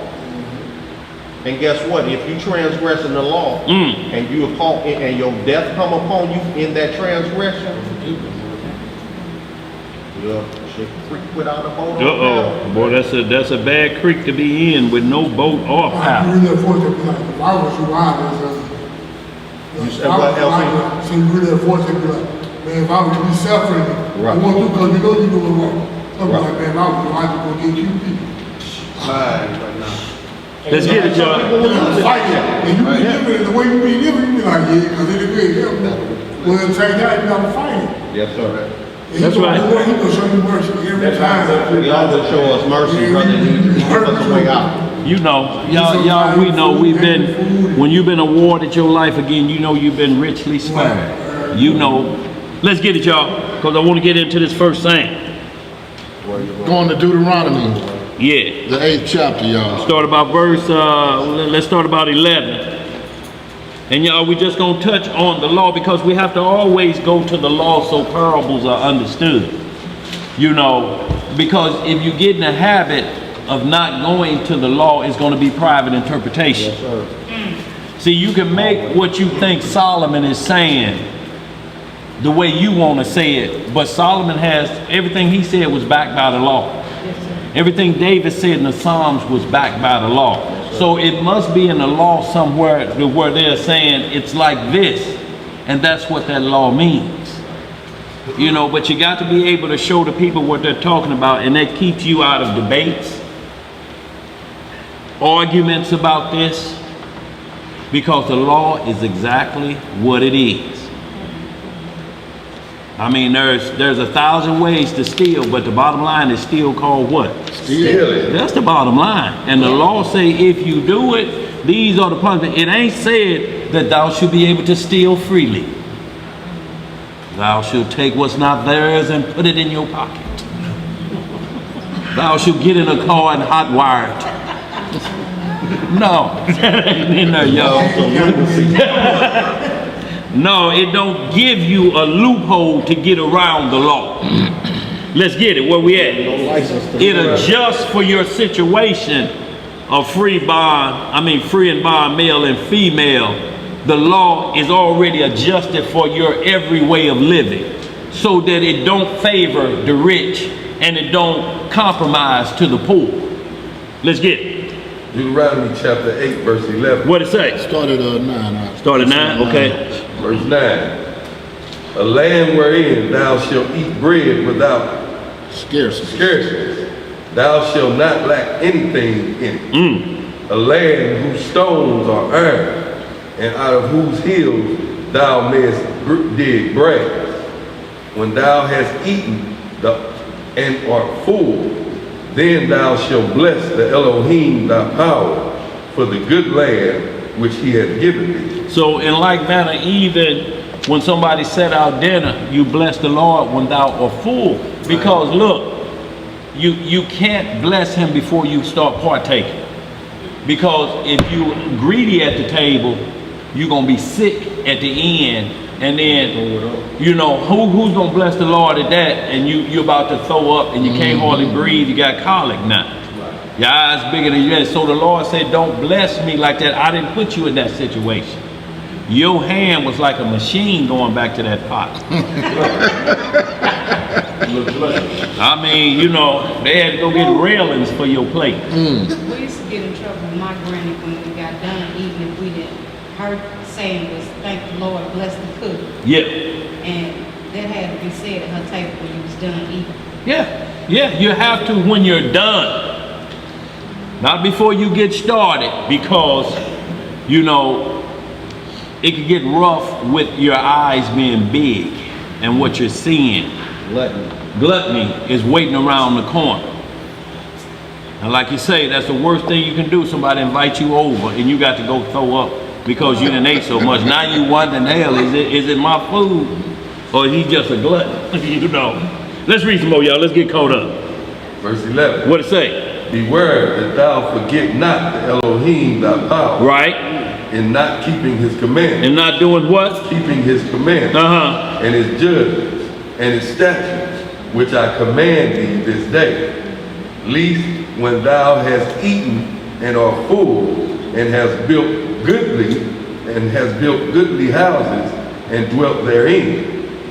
And when the herds and thy flocks multiply, and thy silver and thy gold is multiplied, and all that thou hast is multiplied, then thine heart be lifted up, and thou forget the Elohim power, which forget thee forth out of the land of which brought thee forth out of the land of Egypt from the house of bondage. See, it said when you get all these things and your heart be lifted up, you'll forget about the Lord, y'all. That's all he's saying about what riches may do. They may make you forget about the Lord. See, y'all, because y'all have to understand. It's about to blow them out. If right now a windfall of 50 cash dollars and everybody, that's going to lift your head up. Yeah. It will. You can change my spirit with 10. Bro, look, it's 50 more than that. Look, and understand this, y'all, what the Most High is saying right here. When you get up, you'll forget about the Most High. If you find an envelope on the ground that's got 5 crisp $100 bills in, before you get to your car, when you look around like this a couple times, and you count it, and then on your way home, before you get home, and you say, boy, I wish it could have been 1,000. Why? Why? I mean, what is it that the blessing, you done forgot about the Most High that quick, or whatever it may be that you're saying, why couldn't the find have been more? Great. You know, is that, and also you're looking for the find to fix everything, to lift the head up. It's just not going to work that way. You know, but we'll do it. If a windfall come, the Most High is looking to see if you're going to forget about them that quick. And we will. We'll forget about them like we'll be on the moon if we could. What you got, LC? You can't praise God for, when you hustle, you cannot praise God for everything you give because you move too fast. Yeah. You go forget.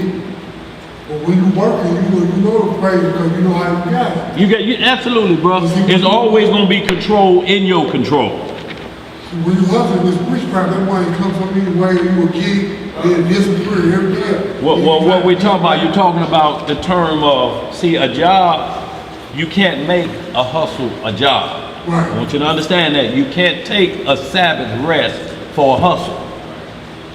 Hustle is pocket money. Hustle is put that gas in the tank money. Hustle is give them short-leggers, nephews and nieces, you know, $5 or $10. That's hustle money, but you got to have an established servile working, whether it's for yourself. And then you do a little something for the extra on the side if that's what you're doing. But it don't stop that train right there. That has to move. That sustains a poor man's life or a rich man's life. And then this little extra, just put, you know, you're able to add a little dessert.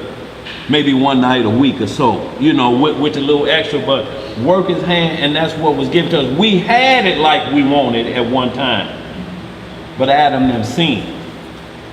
Y'all, can y'all imagine? I mean, you were born into retirement. Into his rest, and you blew it. So that's the rest, y'all, we're trying to seek now, y'all. We're not trying to seek the rest that lasts a weekend and then you got to get it again. That ain't no rest, is it? No. Let's get some more, y'all. I got to get caught up. Go ahead. Verse 15. Yes, sir. Who led thee through that great and terrible wilderness, wherein were fiery serpents and Right. scorpions, and drought, where there was no water, who brought thee forth water out of the rock of flint, who fed thee in the wilderness with manna, which thy fathers knew not, that he might humble thee, and that he might prove thee, to do thee good at thy latter end. At the what end? At thy latter end. And thou say in thine heart, my power and my might, and the might of my hand, hath gotten me this wealth. What has it gotten me? This wealth. This my labor. I did it. Right. Okay. But thou shalt remember the Elohim thy power, for it is he that giveth thee power to get wealth. That's right. That he may establish his covenant, which he sware unto thy fathers, as it is this day. So when the Most High gives you wealth, it's to prolong the covenant till we get where it's going. So when he said, hardly shall a rich man get in the kingdom, he didn't mean it like you're looking at it worded. He's just saying if you can't part with what's everlasting, you can bury money or you can put it in a hole and get away. You can stack it up when you get out of jail. Aaron Marshall will eat money up. What you gonna do going to the store and half the money, you only got 2 100s on this side, that side gone. You can't cash that nowhere. Firewood money, fireplace money. So y'all know all is just telling you, the Most High say, I set y'all with all these things and it didn't cost y'all no money like we just read Isaiah 55. Did it cost us any money in the wilderness for that matter? Nope. What about the quail? Nope. What about the water coming out of the rock? All it cost us was if you be obedient, it pays. Right. Yes, sir. Crime don't pay. Obedience pay. Joshua chapter 1. Crime don't pay. Do the law, statutes, and commandments, and you will prosper. Let's get it. Verse 19. What it say?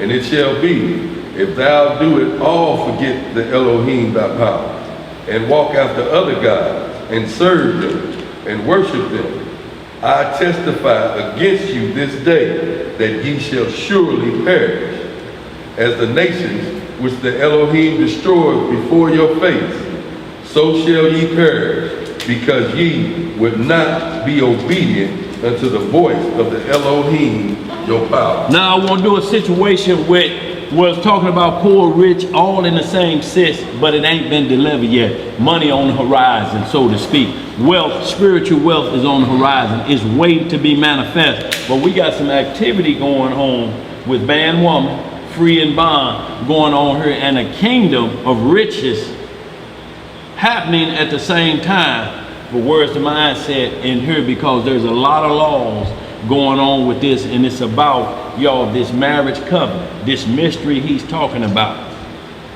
with him. We keep seeing covenant. Covenant is contracts with the people.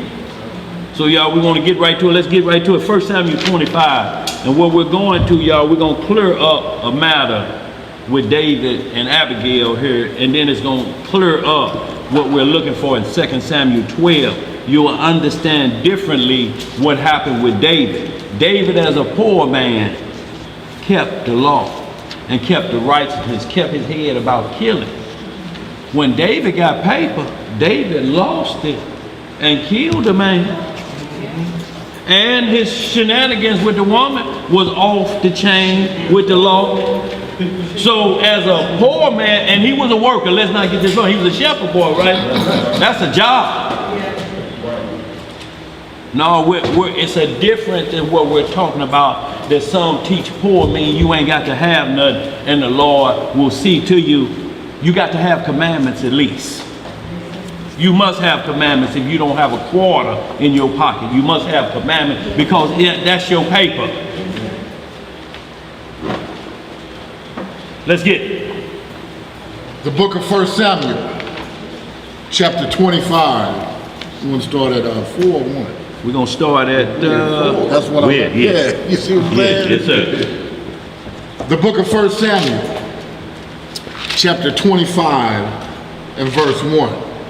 Let's get some understanding. Yes, sir. And Samuel died, and all the Israelites were gathered together, and lamented him, and buried him in his house at Ramah. And David arose, and went down to the wilderness of Paran. Right. And there was a man in Man whose possessions were in Carmel. And the man was very great. Right. And he had 3,000 sheep. How many sheep? 3,000 sheep. Uh-huh. And 1,000 goats. Goat. And he was shearing his sheep in Carmel. So 3,000 sheep, y'all. If y'all do that on today's money, y'all can tell where he was, his status was. Let's get some more. Verse 3. Uh-huh. Now the name of the man was Nabal, and the name of his wife Abigail. And she was a woman of good understanding. What kind of understanding? Of good understanding. Uh-huh. And of a beautiful countenance.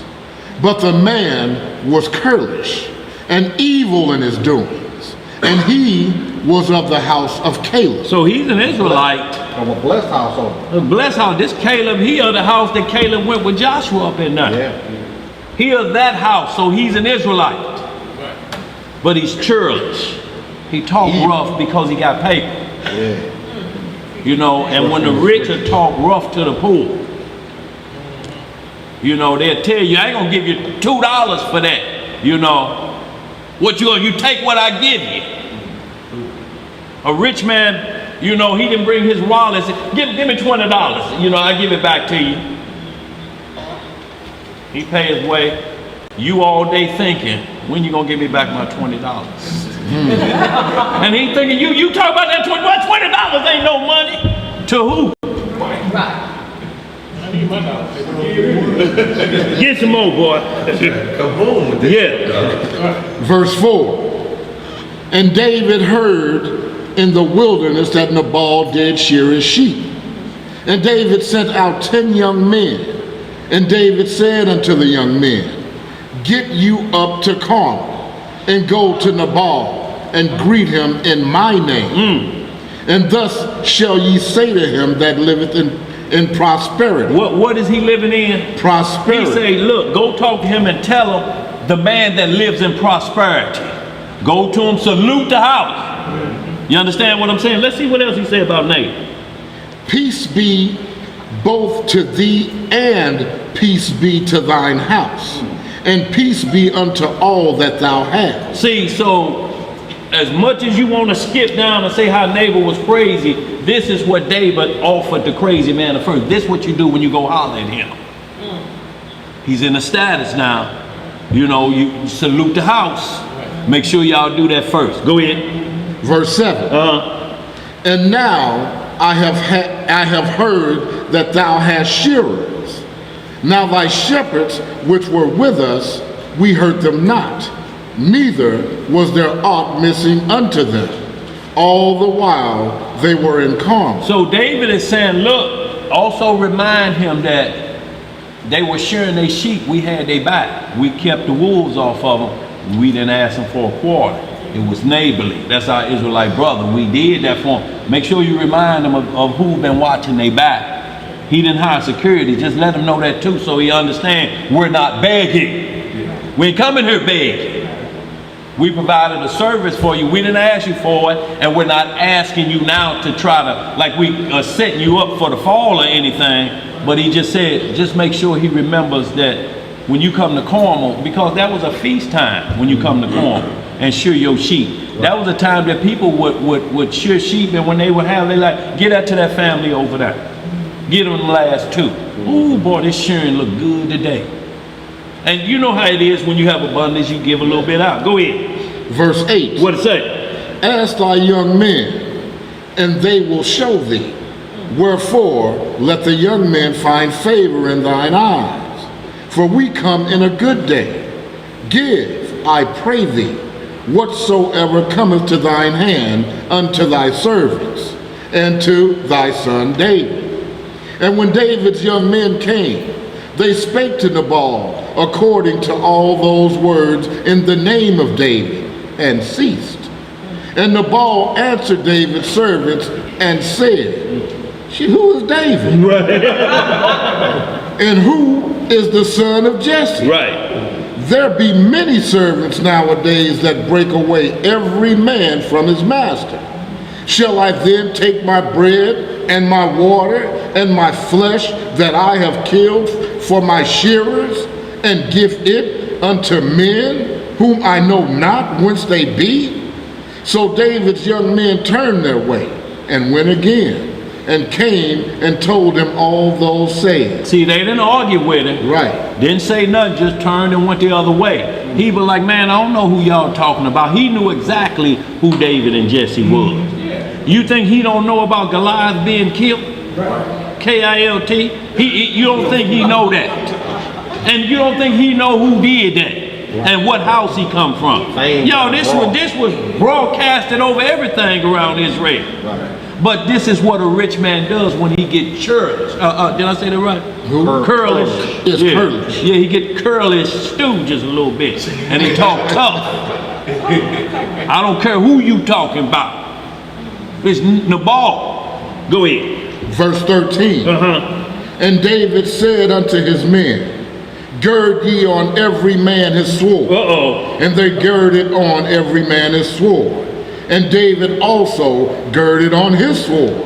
And there went up after David about 400 men, and 200 abode by the stuff. See, so what we're talking about here, the reason we're going into here, because this covenant we're talking about, some use this as David being a poor man, because there's a marriage ceremony going in throughout this situation, and a marriage in a cave happened.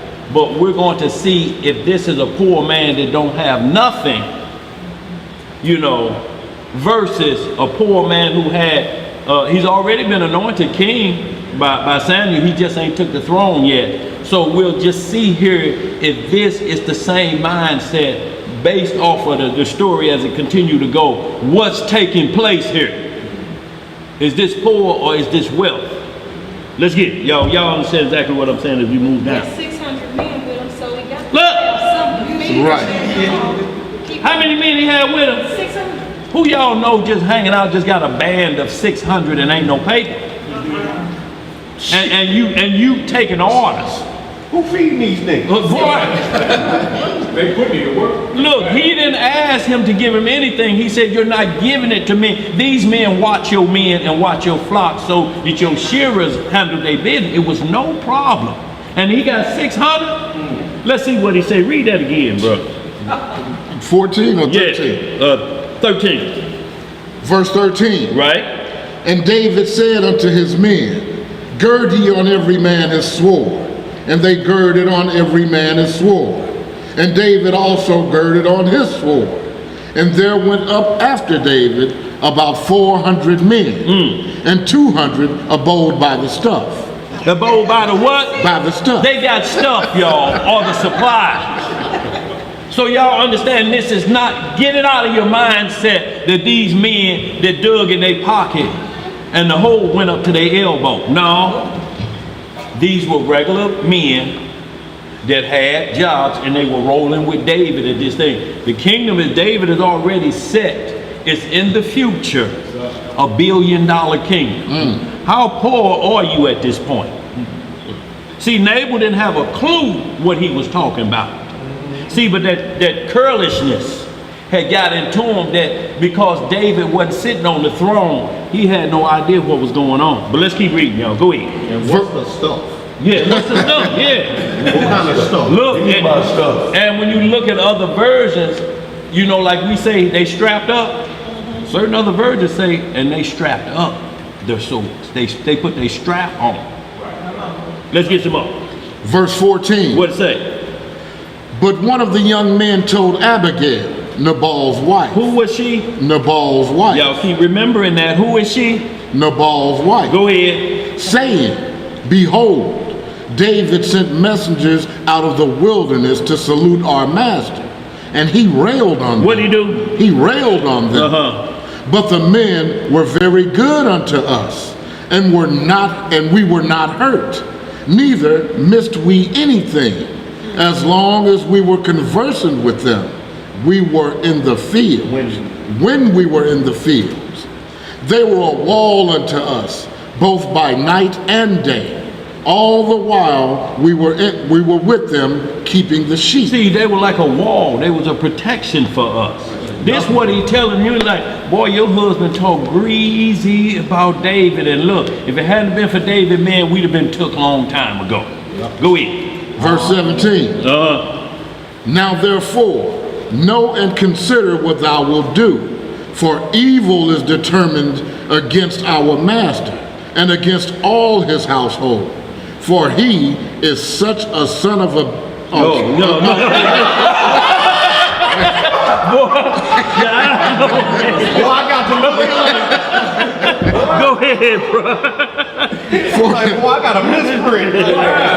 Say, for he is such a son of Belial. Yes, sir. See, y'all was on something else. Right. We was on one call. That a man cannot speak to him. Right. Then Abigail made haste and took 200 loaves and 2 bottles of wine and 5 sheep ready dressed. Ready what? Ready dressed. And 5 measures of parched corn and 100 clusters of raisins and 200 cakes of figs and laid them on asses. And she said unto her servants, go on before me. Right. Behold, I come after you. But she told not her husband Nabal. And it was so, as she rode on the ass, that she came down by the covert of the hill. And behold, David and his men came down against her, and she met them. Now David had said, surely in vain have I kept all that this fellow hath in the wilderness, so that nothing was missed of all that pertained unto him. And he hath requited me evil for good. So and more also do Yah unto the enemies of David, if I leave of all that pertain to him by the morning light any that pisseth against the wall. So David breathing threatens. It ain't gonna be a male left alive. That's what they mean. Any man that pisseth against the wall. Men pisseth against the wall. That's why they have urinals in every bathroom. You stand up against the wall. There's rules for urinal. Better not look worse. Y'all know the rules. Keep your eyes Pissing straight. against the wall. Yes. What you looking down at? Yeah, look. That's what it means, y'all, and it's still to this day. Go ahead. Verse 23. What it say? And when Abigail saw David, she hasted and lighted off the ass, and fell before David on her face, and bowed herself to the ground. See, now we got an issue here because there's a doctrine running around. Women got to have a head, you know, these different things. And what we kept reminding you of, who was Abigail? Nabal's what? His wife. So she just got off. She just got off an ass with all of Nabal's food. See, you must be careful when you're telling a woman if she's got an evil man, just be like Abigail and the Lord will take care of it. The problem is what Abigail is doing. Will the same men that promote that accept that if they woman did? Or they knew somebody that was evil and you're saying it's okay for a married woman to do it. It's one thing you say she must stay with him no matter what. But you keep leaving out the part what's happening. You think he evil now. You ain't seen nothing yet. Giving your stuff away? Wait till she get back. You giving everything to a man I just told you I don't know who he is. Then you take my stuff and you give it to a man, and then you teach somebody be like Abigail. We ain't through reading yet. And Let's read some more. She told not her husband. What she do? She told not her husband. For a period of time. Right. For a period of time. Let's get it. Verse 24. What it say? And fell at his feet and said, upon me, my Lord. My what? My Lord. Uh-oh, that's a problem, ain't it? Yeah, calling another You man. calling another man Lord? Wait a minute, be like Abigail? Let's read some more. Upon me let this iniquity be, and let thine handmaid, I pray thee, speak in thine audience, and hear the words of thine handmaid. Now, how you gonna use the scripture and say handmaid mean a sex slave? She just called him Lord and said, I'm your handmaid. But once we get through the story, you're going to understand where Abigail's mind is at when we started off in verse 1 when it says she was very beautiful and had what kind of understanding? Great understanding. So apparently this look like this ain't great understanding. You giving all your man stuff away and you calling another man Lord. Is you either? Let's read some more. Verse 25. What it say? Let not, my Lord, I pray thee, regard this man of Belial, even Nabal. For as his name is, so is he. Nabal is his name, and folly is with him. But I, thine handmaid, saw not the young men of my Lord, whom thou didst send. Now therefore, my Lord, as the Most High liveth. As the most what living? As the Most High Y'all liveth. see the difference in the titles right here? I want y'all to keep your mind on that. Yes, sir. The difference, so she said, as the power that's higher than you. Right. So Nabal ain't included nowhere in here yet, is he? No. So what you stand with him for? Or go back to him no matter how evil he is, but yet you talking about two others. This is going to be a problem. Go ahead. 1 Corinthians 11 tells us that the head of a man is Messiah, and the head of the woman Is the man. So if the man is not unto Messiah, because it's ultimately unto Messiah unto Yah. Right. If he's not unto Messiah, then you ain't going to be following. You're supposed to follow him unto the Messiah, not unto his own will. Absolutely. But we got a problem here. She's still married. Right. If you saw your wife call another man Lord and got them my raisins and my cake, I know damn way. Go and figs. Let's get some more. Verse 26 from the top. Now therefore, my Lord, as the Most High liveth, and as thy soul liveth, seeing the Lord hath withholden thee from coming to shed blood, and from avenging thyself with thine own hand. Now let thine enemies and they that seek evil to my Lord be as Nabal. So anybody seeking David, be as my. So basically you saying, when you say be like Abigail, you saying pray death on your husband. Wow. How in the same breath you gonna tell him go back home no matter how evil it is and submit to him, and yet this woman is praying death on him. Any enemy of my Lord. Wait a minute. You got a husband. Pray death. Are you talking about Nabal or you talking about David right here? Who's she talking about? Let's read some more. Verse 27. What it say? And now this blessing which thine handmaid hath brought unto my Lord, let it even be given unto the young men that follow my Lord. I pray thee, forgive the trespass of thine handmaid, for the Most High will certainly make my Lord a sure house, because my Lord fighteth the battles of the Most High, and evil hath not been found in thee all thy days. So look, it was known right here. She just say you fight the battles of the Lord. The slaying of Goliath is on record right here by her. You fight the battle. All of Israelites was hiding, wasn't it? Yeah. When he was calling out the God of Israel. So we know who she's talking about. She's been watching David for a while. I know what you set up to be. Go ahead. verse 29. What it say? Yet a man is risen to pursue thee, and to seek thy soul. But the soul of my Lord shall be bound in the bundle of life with the Most High thy Elohim. And the souls of thine enemies, them shall he sling out, as out of the middle of a sling. See what she keep talking about? Just like you sling that rock and hit Goliath, same thing she talking about. So she know his history. Come on. She understand his history and what type of King 7. She's calling herself a handmaid. If you think it's a sex slave, this is a terrible story. If you follow that doctrine that handmaids are sex slaves, handmaids are not sex slaves. They are what they are, a maid. You clean them 3 rooms and you cook for us on Thursday, and we'll pay you.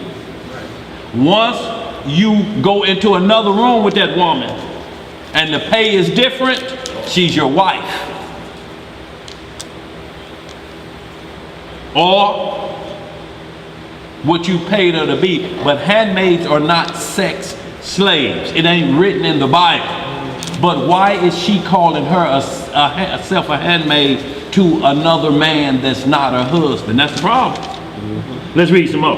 Verse 30. What it say? And it shall come to pass, when the Most High shall have done to my Lord according to all the good that he hath spoken concerning thee, and shall have appointed thee ruler over Israel. So you see what she's been talking about the whole time. When it come to pass down the road, she's already setting herself up. She said, I just want you to remember, look, when men come into power back in kingdom this day, they control all of Israel. It's the king. Right. If we were in that kingdom, my wife, your wife, would be a handmaiden of the king. That don't mean he get to do with her what he wants to do with it. That means she's servant to the king. She must submit. There's a level of submitting to the king. It's authority. Yeah. She's laying this on the line. She's saying, when you get it, I understand what's going to happen when you set up. Saul is still king at this time, y'all. Y'all know that, right? Go ahead. So, and then in that, like they said in that case, that when he was talking to Bathsheba, had she refused him, what would have happened with Bathsheba? Well, if she had refused him, yeah, he'd have lived. I mean, well, he lived, but her husband probably would have lived. But being a handmaid don't mean she just bowed down to him. I understand it with the king, but the king cannot take what's not his. Right. Under no circumstances. That's what I'm saying. Yeah. Right. He because it was told him what the deal was. So she wanted it then, basically, what you're saying. No. So why does she just didn't refuse the king. See, what the Most High said, he put it into David's possession. See, David caused her to do that for the understanding of, like Abigail is doing right here. But we're going to get to that. We're going to get to that chapter next so you'll understand. This sets up that. Because it's 2 different ways the way he's dealing with women. She's basically saying, I'm in your same power that Bathsheba's in. What's the difference with Abigail? Abigail ain't yielded to David yet until things are set right according to the law. Right. Let's read some more. Verse 31. What it say? That this shall be no grief unto thee, right? Nor offense of heart unto my Lord, either that thou hast shed blood causeless, or that my Lord hath avenged himself. But when the Most High shall have dealt well with my Lord, then remember thine handmaid. She said, don't do it now. Wait till you get the kingdom. Don't forget about what I did with your men. And not only this, but I stopped you from shedding blood. Right. Not only was you going to kill neighbor, you was going to kill everybody in the house, all his servants, any son that I got, any uncle that's there, everyone that pisses against the wall. That means all the males was going to be dead. Yeah. That's why I say 400 of y'all strap it up. That means the seed would cease. Gonna cut off. But not only that, remember also Abigail says the trespass of her handmaid, which means she was acknowledging her husband's trespass, that they are one. They're no longer twain. But his trespass was her trespass. Absolutely, bro. So she's acknowledging her husband's trespass is on her as well. That's right. She's of his household. That's right. She didn't say I'm becoming your wife because of this ignorant nigga. She said I'm still attached to him. And his trespass is going to cause the death of his whole household and the seed forever. Right. So she's acknowledging, this is my husband. I'm joined unto him. Even in his trespass, he's still my husband. Right. I'm trying to stop his death. Right. The death of all of us, just like Zipporah with Moses. Right. Let's get it. Verse 32. What it say? And David said to Abigail, Blessed be the Most High Yah of Israel, which sent thee this day to meet me. And blessed be thy advice, and blessed be thou, which has kept me this day from coming to shed blood, and from avenging myself with mine own hand. Right. For in very deed, as the Most High Yah of Israel liveth, which hath kept me back from hunting thee. Hurting thee. Oh, I thought I'm tripping. Okay, yeah. From hurting thee, except thou hadst hasted and come to meet me, surely there had not been left unto Nabal by the morning light any that pisseth against the wall. So David received of her hand that which she had brought him, and said unto her, Go up in peace to thine house. See, I have hearkened to thy voice, Shut up, woman. and have accepted thy person. See, he hearkened unto the voice. That's a real help me. Let's get some more. Through your wickedness, she Yes. still saved y'all. Verse 36. Yes, sir. And Abigail came to Nabal, and behold, he held a feast in his house, like the feast of a king. And Nabal's heart was merry within him, for he was very drunken. Wherefore she told him nothing, less or more, until morning light. See, now, if you're not understanding the law, and you're not seeing what's happening, and you're not hearing, she said, for when you get the throne, I'm just a handmaid.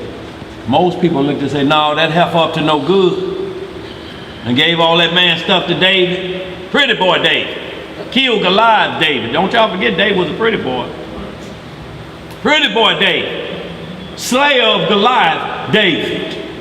Heir to the throne soon as Saul get caught up with. David. Now I can't tell Nabal this why he drunk. I ain't heard what he could say and how he will cuss David out. And me.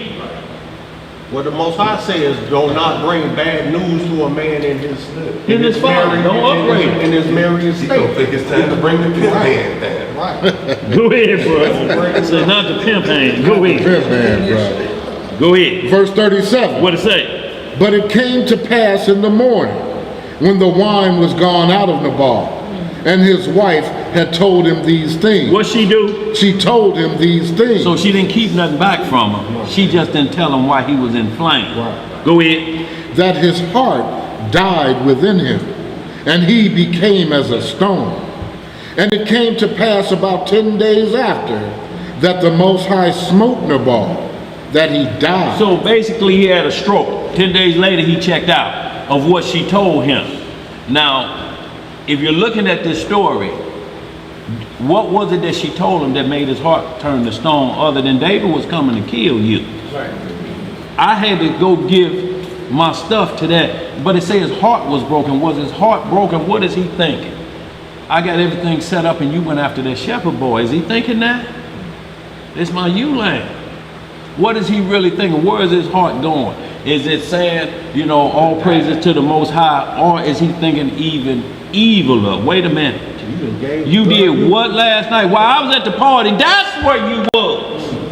You gave him my stuff.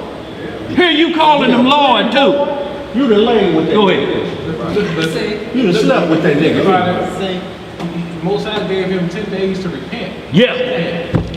Repented 10 not. days to repent. Still didn't repent. Still didn't do it. He was still cognizant that evil. So the 10 days he had those thoughts. 10 days he kept on. Most High gave him to him. Festered in his heart. Right. We're going to see the rest of it. Go ahead. Verse 39. And when David heard that Nabal was dead, he said, Blessed be the Most High, that hath pleaded the cause of my reproach from the hand of Nabal, and hath kept his servant from evil. For the Most High hath returned the wickedness of Nabal upon his own head. And David sent and communed with Abigail to take her to him to wife. How is this possible? Because of what? Yeah. Because of what? Yeah. Who dead? And who was that to her? So this is legal, right? Yeah. See how this poor man is handling business? Because the husband is no longer living. Right. So she's free from that Covenant. covenant. As long as the husband is alive, she's not free from that covenant. Let's get it. Verse 40. What it say? And when the servants of David were come to Abigail to Carmel, they spake unto her, saying, David sent us unto thee to take thee to him to wife. Who know about this? At least these two know. At least he got 600 mens is with him. And he only sent a few back to go get her. So is this public or is this hidden? That's public. Go ahead. Verse 41. And she arose and bowed herself on her face to the earth and said, Behold, let thine handmaid be a servant to wash the feet of the servants of my Lord. And Abigail hasted and arose and rode upon an ass with 5 damsels of hers that went after her. And she went after the messengers of David and became his wife. David also took Ahinoam of Jezreel, and they were also both of them his wives. Both Saul had given Michal, his daughter, David's wife, to Philati, the son of Laish, which was of Galilee. So most would look at this and say, this gives me license to be a polygamist, so to speak. That Greek word that ain't found in the scripture. Polygamy. That's a Greek word. Can't be translated into Hebrew. Script say another issue. Or a call issue. Is that issue for wife? I'm saying that right? Issue. A call issue, meaning another wife. That's all it's labeled as. If a man take another wife. It ain't called polygamy. That's Greek. It means many in Greek. 2 different things we're talking about here. Long, Mark. Let's roll just a little bit longer. Hey, if you want to stay long and I'll take you home? LC? I got a game before it's too late. Okay, bro. Shalom. Shalom, brother. Where we at? Where you want to go? You going to Sirach? No, yeah. Now, y'all, so what I wanted to explain by this, now get me right into 2 Samuel 12. Oh, I'm tripping. I'm on Because what we want to do, Elijah, then I'm going to let you go explain. Because we have to hit that law, Exodus 22, and that's where I want to, kind of finish up on, because we got to always have 2 laws concerning rich and poor and the status of individuals. Go ahead. So what we're looking right here is a woman that saw a man that already been anointed to king. So she knew the situation that when David makes king, he controls all of Israel. He can't tell my husband what to do, so to speak, but he must answer or be subject to the king. No matter how much money you got in the ball, no matter how much what is going on, this man is about to be king. This is not a poor man, so to speak, in the pocket or in the spirit. She said, I already know the prophecies, and when you become king, I will be handmaid. But I just want to read a little bit of 2 Samuel so you understand the difference in when David was in the mindset going to the throne versus when he got it. What happens when that paper comes? That paper can change your thought process.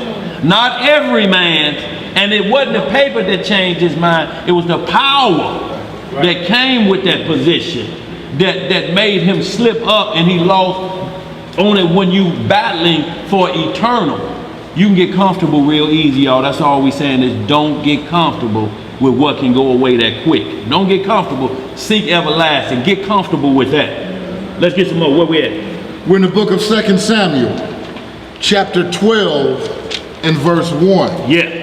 And it reads, And the Most High sent Nathan unto David, and he came unto him, and said unto him, There were 2 men in one city, the one rich, and the other poor.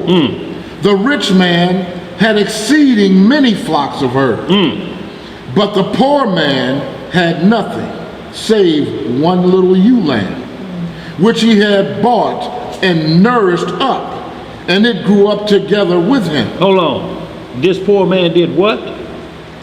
Which he had done what? Bought and did what? He nourished it up. So this is a poor man. How does a poor man buy and nourish up? See, poor is not what these scoundrels try to make it like. You ain't got to have nothing, you can get married. How you gonna tell a man that he can have 2 wives and he can't buy a pair of shoestrings for himself? You're right. I'm talking about that little thing going off the end and he grown. You know, where you can't put it through the hole. This shoe is half laced up. Because again, you telling him he can have 2 wives. Oh man, that's bad. I'm talking that piece of string is dirty, been under his shoe, and you telling him he capable of 2 wives. It don't matter what your economic status is. Let's get some more. Go ahead. If he a grown man that can't keep his shoes tied, That's a problem. that's the problem right there. Go ahead, bro. This problem is more than that. Exactly. He got greater issues. Go ahead, bro. But the poor man had nothing, Right. save one little ewe lamb, which he had bought and nourished up, and it grew up together with him, and with his children, And with his what? and with his children. It did eat of his own meat, and drank of his own cup. Of his. Oh, go ahead. Right, and lay in his bosom, and was unto him as a daughter. And there came a traveler unto the rich man, and he spared to take of his own flock and of his own herd, to dress for the wayfaring man that was come unto him, but took the poor man's lamb, and dressed it for the man that was come to him.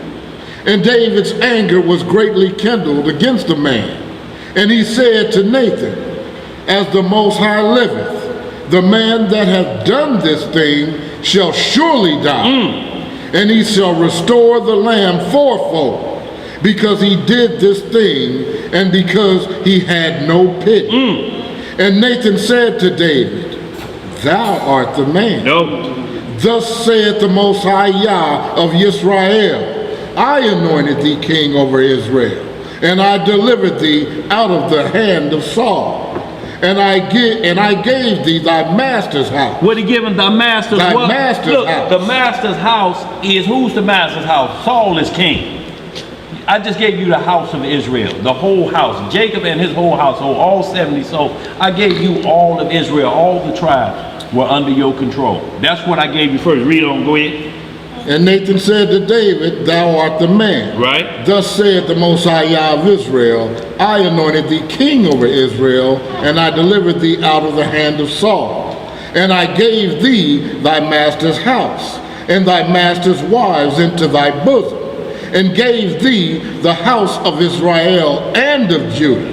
And if that had been too little, I would moreover have given unto thee such and such things. So men with wicked minds think that this means right here, this is what we look for. Only thing out of all of this, they didn't see what Abigail was seeing about David and the control of the kingdom, and why she's still technically married, Nabal's alive, and she's calling herself a handmaid of David. That she already knew what the subjection level had to be.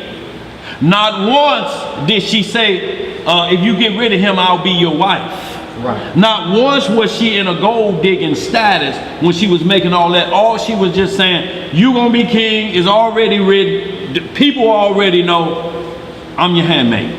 I understand what our roles is here, and I'm not going to do any of thing against my husband. She kept saying, my husband.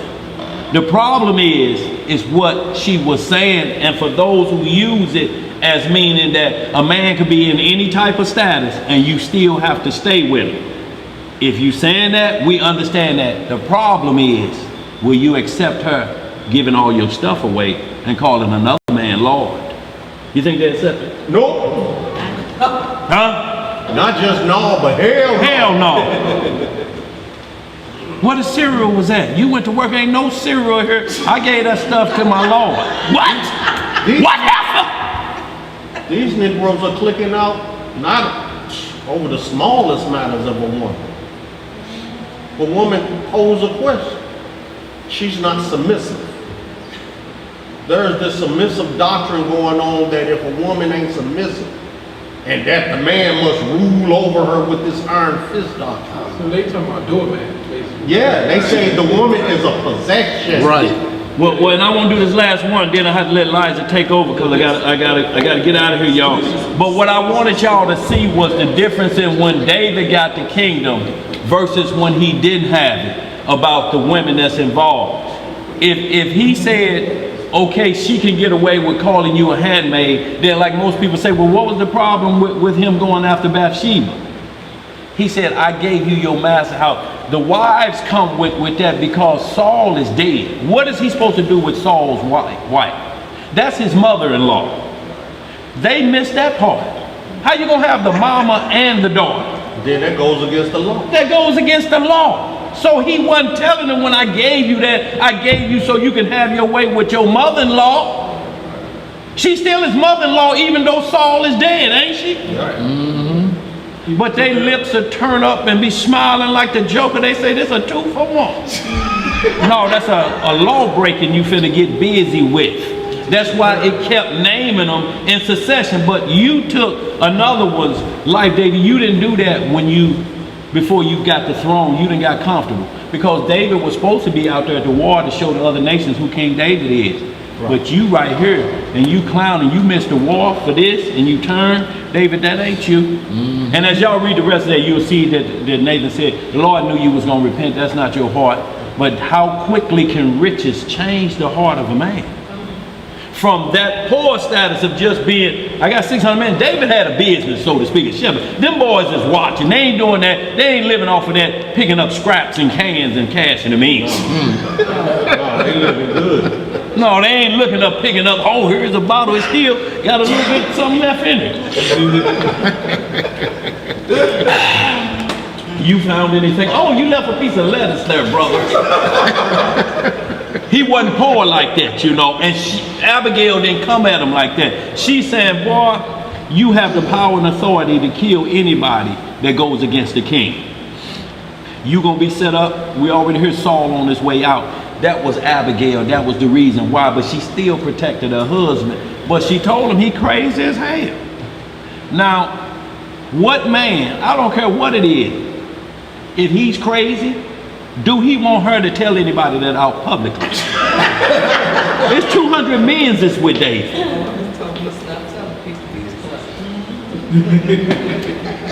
Yeah, I'm married to folly. I'm married to folly. I'll be your handmaid. That stunned his heart. He was thinking about it. But he grew more angry at David. The Lord said, you ain't gonna repent, huh? No, okay. You out of here. You out of here. But David never disrespected him from the start. He sent greetings. Didn't he salute his house? Told his men how to greet him. And all your prosperity, you got from God. I'm not jealous of you. I'm not player hating on you. He did what Christ said. But I got a lot of men's that's out here. When you come to a house of losers and find who in it is worthy. Let me get this real quick, y'all. Give me Isaiah 3. We're going to get the last 2 verses, then we're going to jump to Isaiah 4. I want to clear up something real quick. And then also, y'all, this Sirach 36 as well, when it talks about the man that findeth the wife, findeth the beginning of a possession. And he that is not married, he wandereth around. So there must be a commandment that you use that like that. And they use that and say, see, this means every woman got to have a covering or the man wanders around. I ain't seen the word woman in there yet. How is this pertaining to her? Then this forced marriage for a man, not for a woman. How you going to use the scripture that's forced marriage for a man? Easy, because it ain't got nothing to do with a woman. If you ain't studying, it's easy to do. It's easy to get through silly women, led astray. It's totally talking about something else, but it's you, and then they jump to these next verses. But the problem with Isaiah 4, we're going to just read them verses. We're going to close. I'm going to head on out. Elijah's going to pick up the rest. Just hit that real quick, that Isaiah 3 last couple verses. Because this has to take place. Isaiah goes from 3 into 4. Oh, you like Okay, Isaiah chapter 3, verse 18, 16.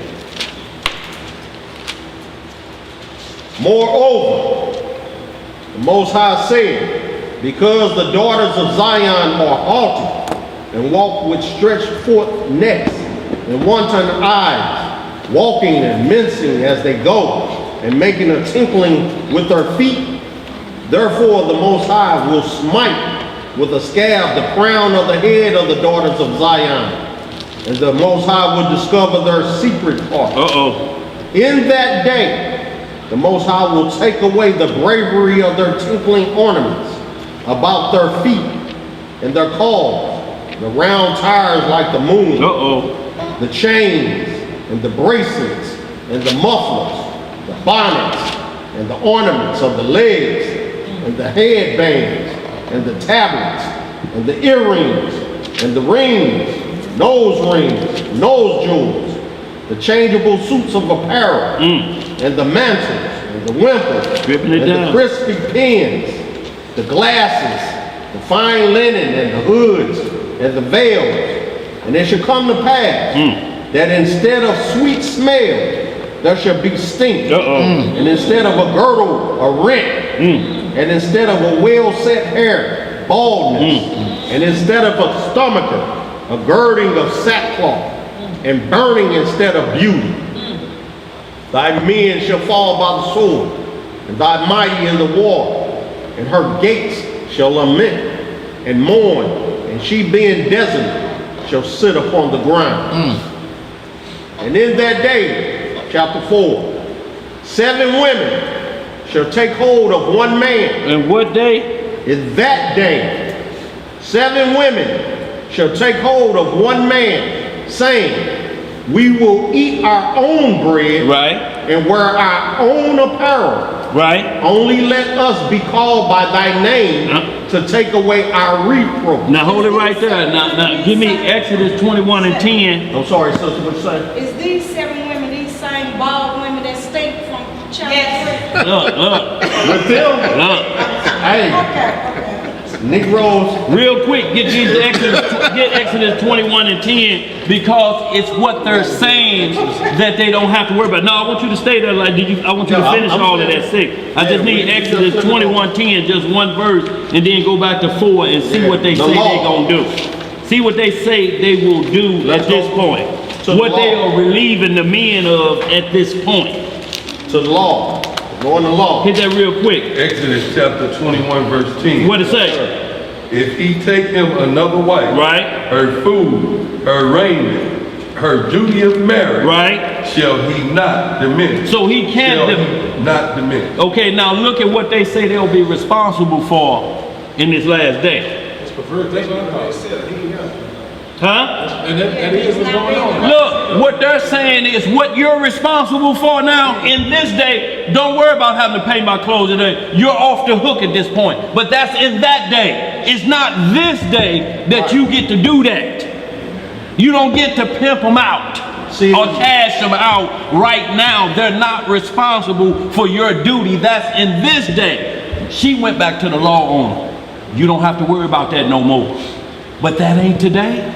They can't say it today. Go ahead, It's in that day. Yeah. See, in this day, it can't happen. One, we're in the land of captivity, and in the land of captivity, the law of the land says you cannot have more than one wife. Right. But they just made an announcement in some part of Boston that they are opening the door for polygamy. Somewhere right outside of New York, up in that area of Boston somewhere. That don't mean you can do it here in Missouri. If you want to go up there, you got to go up there and do it. But all that's doing is opening the door. Next bestiality gonna be legalized. Look, no matter if they do open it, we ain't never said it's against the law. What we're saying is against the law if you break the rules of it. There's rules attached. You can't tie your shoes, you don't get one. You can't buy yourself a pair of drawers, you don't get one, let alone 2. Right. So in that day, they'll take away Exodus 21 and 10 from you, man. But that's them stating that because of a situation. Read the rest why we're in that situation. Because verse 8 of that same Isaiah 3 says, it's about a war. For Jerusalem is ruined and Judah is fallen because of their tongue. So it goes on to tell you that was a great war in chapter 3, them last two verses, 25 and 26. Thy men shall fall by the sword, and thy mighty men in the war. And her gates shall lament and mourn, and she shall be desolate and shall sit upon the ground. The reason it's 7 women is because of this war. Has that war taken place yet? No. So how you gonna get what war ain't happened yet? What war they been through? It's a war to keep your shoes tied. So finish reading that 4, Elijah. I'm gonna hit that verse 2. In that day shall the branch of the Most High be beautiful and glorious. Is the branch of the Most High beautiful and glorious right now? Right now. Go ahead. And the fruit of the earth shall be excellent and comely for them that are escaped of Israel. Escaped of the war, right? Yes. So you got to escape the war. How you talking about the war coming and you already in this in this prophecy? Go ahead, Elijah. And then they talking about rebuilding Israel in captivity. In captivity. In a desolate state, in the wilderness. Right. Only to be taken away. Go ahead, bro. It don't even make sense. All right. Verse 3. And it shall come to pass that he that is left in Zion and he that remaineth in Jerusalem shall be called holy. What does they be called? Holy. See, this is after the war. That ain't now. How you gonna take half the prophecy and use it now and trick women? Even everyone that is written among the living in Jerusalem. When the Most High shall have washed away the filth of the daughters of Zion, and shall have purged the blood of Jerusalem from the midst thereof by the spirit of judgment and by the spirit of burning. Judgment ain't happened yet. The purging ain't happened yet. Ezekiel 20 talks about the purging of the rebels. That ain't happened yet. It ain't been purged. Israel has not yet been purged yet for us to have 7 women that are cleansed of the filthiness. That ain't happened yet. How is it you have these women and then in the same breath you call them dragons and demons? And you referring to Isaiah 4. Right. How is that possible? I don't know. So you taking Isaiah 4 and you got all these Isaiah 3 women. Yeah. Boy, is that a problem? That's a serious problem. So you got a bed full of stank. Oh. Baldness. And stripped of all their ornaments. So you got some poor, stanky, bald-headed hoes up in your bed. And the war ain't started. What you see, D? Tell me what you see, D. Bald-headed hoes.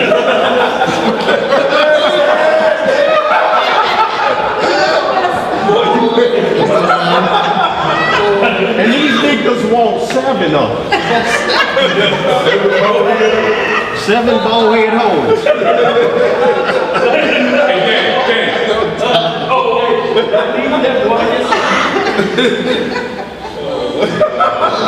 Houston, we got a problem.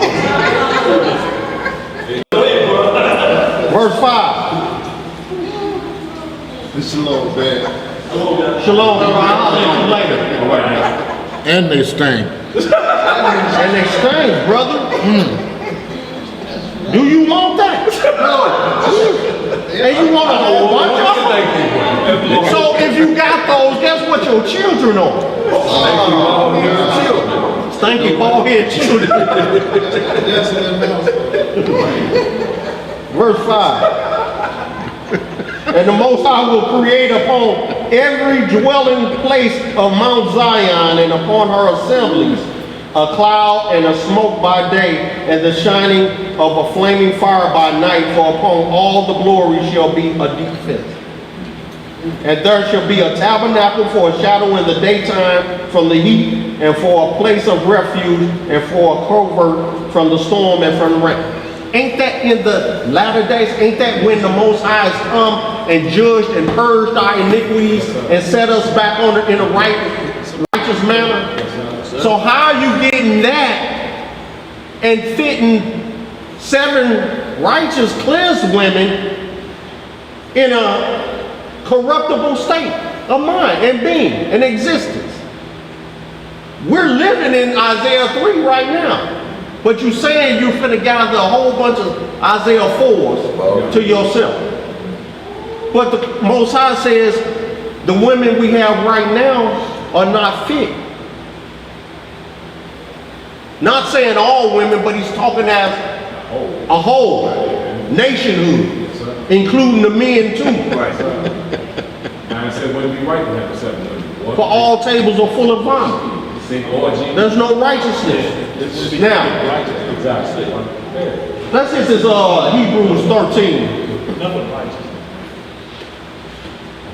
There's a doctrine, like Dan saying, there's a doctrine that's going out right now. We're gonna hit that Sirach 36. A doctrine going out about that women need to find a cover. They need to get with a man. If they ain't got one, they need to get with one. Scriptures don't say that. It says if you ain't got a husband, you married unto the Most High. That's right. Unto the law, statutes, and judgments of the Most High. Why are you not convincing our sisters to do that? To seek the Most High, the Elohim, and be righteous with the Most High. But you would rather advise them to seek out a curlish man to be under his shadow, rather than be under a righteous shadow and seek salvation. Because there's a lust doctrine going on. This doctrine, this whole doctrine is based around lust. You have to be very careful who you get advice from if you haven't been in the walk long. Be careful of the doctrines and of the leavening of the Pharisees, of the modern day Pharisees. They subvert whole houses and tear families apart. Especially be weary of the counsel of a man who ain't even got a wife. And he's counseling you on how to run your household and make your wife submissive. Negroes got the wrong idea of what submission means.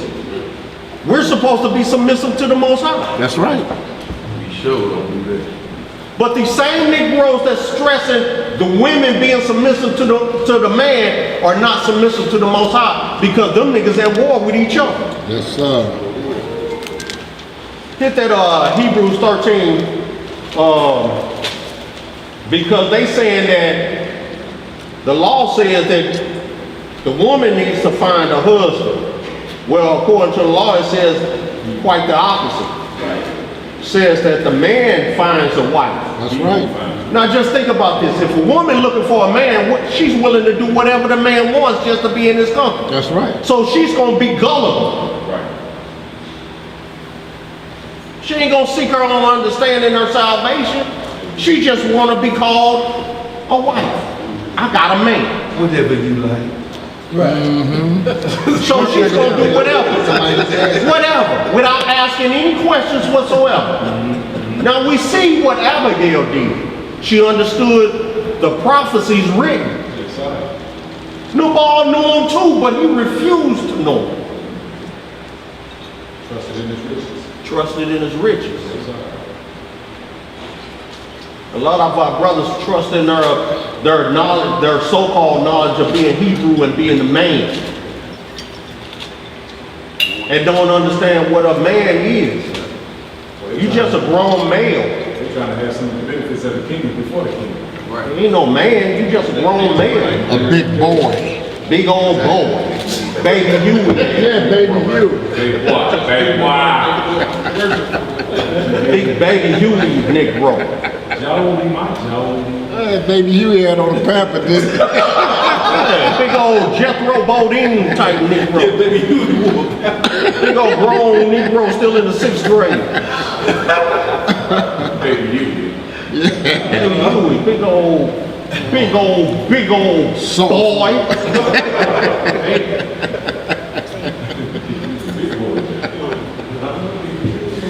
Oh my goodness. Where you going at in that Hebrews 13. You start at verse 1. The meat is 4. Hebrews chapter 13, verse 1. Let brotherly love continue. Be not forgetful to entertain strangers, for thereby some have entertained angels unawares. Remember them that are in bond, and bond with them, and them which suffer adversity, as being yourselves also in the body. Marriage is honorable in all, and the bed undefiled, but whoremongers and adulterers Yahweh will judge. Let your conversation be without covetousness, and be content with such things as ye have. For he has said, I will never leave thee nor forsake thee. So that we may boldly say, the Elohim is my help, and I will not fear what man shall do unto me.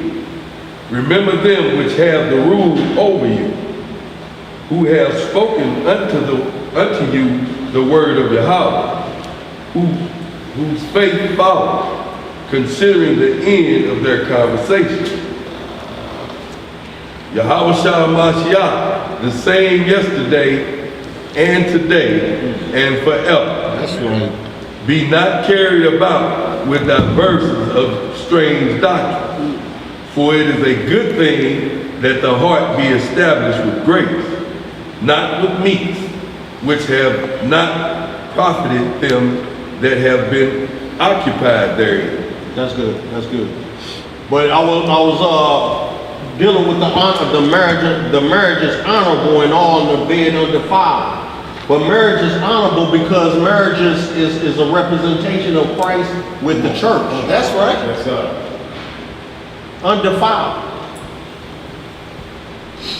The Christ is the same today and yesterday and forever. He changed not, y'all. We have to be careful of the doctrines that's being carried about, because there's a serious lust. Now, I'm gonna tell you something. All these years we've been in this word and in teaching, there has never been such a doctrine of women bashing going on like I hear today. I ain't never seen so check it out. I asked one of my cousins, who's not of the spiritual walk, carnal nature. I just want to see what he would say. What would his response be to a question? Not being of spiritual. I said, what would you say if you heard a whole bunch of cats bashing women, talking bad about women? He said, man, that's some B stuff. You know what I mean? Dog type stuff. Now this coming from a carnal man. He said, what kind of man would bash women? That's right. I said, I was just asking, had you heard of such a thing? He said, no, I ain't never heard of men bashing women.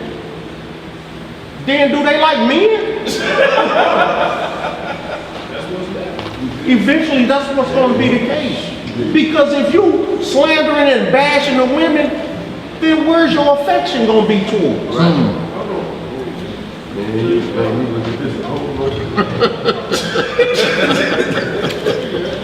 I ain't never heard so much being placed upon, man, if the woman don't submit, she this, she that. I mean, that's all I'm hearing lately. And I'm sure I'm not the only one, but this doctrine has become overbearing, man, that cats are just bashing the hell out of women that's not submitting.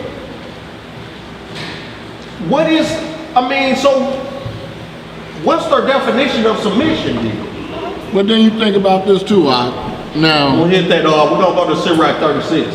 Unless she's a chaste virgin and she's been submitting to other men before you done got to her, she willing to do whatever. Why didn't they keep her if she was submissive? You know what I mean? Well, and also, you see, the woman doesn't have to submit to any man. Mm-hmm. That submission is for a wife to her husband. That's right. And a husband also to the wife. Right. So let's talk about it on both sides. Yeah. You know what I'm saying? That's not just saying these single women want submitting. Right. There's no law for a single woman to submit to you like that. And that's my point exactly. You ain't gonna get that coming in the door. You earn that. Now, if she happens to have that spirit upon her, she saw herself to be a Proverbs 31 woman and a wife. He who finds a wife finds a good thing, and she's showing him quality. That's right. Right. Yeah, man, but you can't beat her into submission or beat her verbally into submission. Not necessarily putting your hands on her, but just berating her, and just talking bad to her and killing her self-esteem. Exactly. If she wicked and she was given to you, yeah, you deserve that. Hey, that's what the script say. I ain't say it. Say don't get mad at it. As it is written. Yes, sir. There's just so much going on, and it makes me wonder if these cats really. We're gonna hit that Sirach chapter 26, 26, and we're gonna also hit some more points in 36. But it says, "He that findeth the wife findeth a good thing." Right. Not she that findeth the husband. Right. Findeth a good thing. Show me in the scripts where the woman went looking for the man. Okay. Yeah. And most of the times when the man had multiple wives, he was brought forth by the wife. Because of some inability to complete that marriage. Whether it be cooking, cleaning, or whatever it may be, bearing children. But it was for a reason and a purpose that will bring the household complete. Not for the sake of, I just got me some extra punani laying around. Yeah. Lust doctrine. But I had a brother online, some guy was advising his brother to look at a video about his other brother about relationships, where this brother who he was advising to look at his video is a woman basher. I mean, bash the hell out of women. I mean, everything that he makes is about how evil a woman is if she don't submit. But women weren't this kind of submissive right at the beginning. It took time. Right. Through experiences and maturity. Long It suffering. happens. Long suffering. What did I say we was going to? Sirach 36. Sirach, let's go to do 26 first. Sirach 26. And also there was something in Tobit chapter 4 verse 29 that I had also wanted to hit, dealing with the rich and poor estate that Daniel was hitting on, that I wanted to get to. And but let's hit this 26. Sirach 26.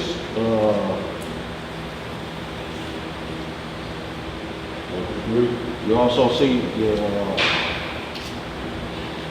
you also see in Sirach 25 about the wicked woman. 26 and 23 talk about the wicked woman is given Yeah. push to a wicked man. Yeah, like Isaiah was saying. Yeah. Yeah, that's I want let's do 26 verse 1 through 29. let's read the whole chapter. I knew it was coming. That's why I said, yeah. We can see the front line up, the back line up. That means we got to do the whole thing. Yes, sir.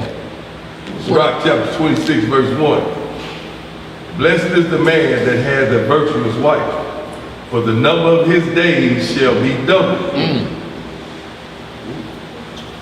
A virtuous woman rejoices her husband, and he shall fulfill the years of his life in peace. A good wife is a good portion, which shall be given in the portion of them that fear the Most High. Whether a man be rich or poor, if he have a good heart toward the Elohim, he shall at all times rejoice with a cheerful conscience. So whether he rich or poor, he's still maintaining in his integrity. a poor man still laboreth, he's remaining in his integrity though. He's not allowing him being poor or suffering certain things to draw him into maliciousness or a lawbreaker. He's content with what he has, knowing that in the future there is a reward for his endurance. Read on. Verse 5. There be three things that mine heart feareth, and for the fourth I was so afraid: the slander of a city, the gathering together of an unruly multitude, and a false accusation. All these are worse than death. But a grief of a heart and sorrow is a woman that is jealous over another woman, and a scourge of the tongue which communicated with all. So, you know, a lot of these cats looking forward to all these multiple women. But grief of heart and sorrow is a woman that is jealous of another woman. And you think that won't happen? You think that ain't occurring, especially if you got them all up in the same house. If one is going through the flowers of the month, and the other one hears the other one having fun, Here we go. you don't think there's no jealousy setting in at some point? Yeah. Or you spending more time with one versus the other? Was there not jealousy between Rachel and Leah? Was there not jealousy between Sarai and Hagar? Read on. Verse 7. An evil wife is a yoke shaken to and fro. He that hath hold of her is as though he held a scorpion. Remember Jezebel, the wife of Ahab, speaking hard, but you see how her end was? You have a lot of these sisters right now are being murdered and killed like gangsters. But a lot of them, the mouths are out of control. Setting little cats up to be robbed and all manner of foolishness. Speaking recklessly against men. Seek not the truth. But there's a lot of men that love that. Yeah. Read on. Verse 8. A drunken woman and a gatherer abroad causes great anger, and she will not cover her own shame. Have you ever seen a woman just out of control and drunk, just loud and clamorous? Read on. Moving any kind of way, breast may pop out. Oh, it don't care. She fall. Leave Don't her. care. You did. Don't care. No name. Have no shame. No shame. The whoredom of a woman may be known in her haughty looks and eyelids. If thy daughter be shameless, keep her in straight, lest she abuse herself through overmuch liberty. Watch over an impudent eye, and marvel not if she trespass against thee. She will open her mouth as a thirsty traveler when he has found a fountain, and drink of every water near her. By every hedge will she sit down and open her quiver against every arrow. So she just wanna, let me hit that, let me sip that, let me drink that. Wanna be a part of everything, Father? I just wanna be on the in crowd. Keeping up with the Joneses. I want some of that too. Want to partake of everything. Read on. The grace of a wife delighteth her husband, and her discretion will fatten his bones. And that comes over time, y'all. That comes over time. That comes over experience in that relationship. Because in the beginning, it's always struggle. Because you're talking about you leaving from being carefree and she coming from being carefree, and now having to care for each other for life, for the rest of your life, and being committed and disciplined one to another for the rest of your life. That's a new experience for everyone that become married. Not everyone is built for it. But those that survive at least 5-10 years, a lot of them, you know, over those years, you learn a lot about each other. And you begin to compliment each other. And then over years, you start to look like each other. Please don't start. And you start calling you, and you start looking like brothers and sisters. Straight up. But over time, she understands, hey, this is my covering, this is what I must do for my covering. Like manner, you over time understand this is my helpmeet, and this is what I must do for my helpmeet, because she is me.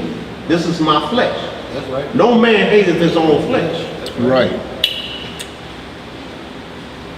Read on, bro. Verse 14.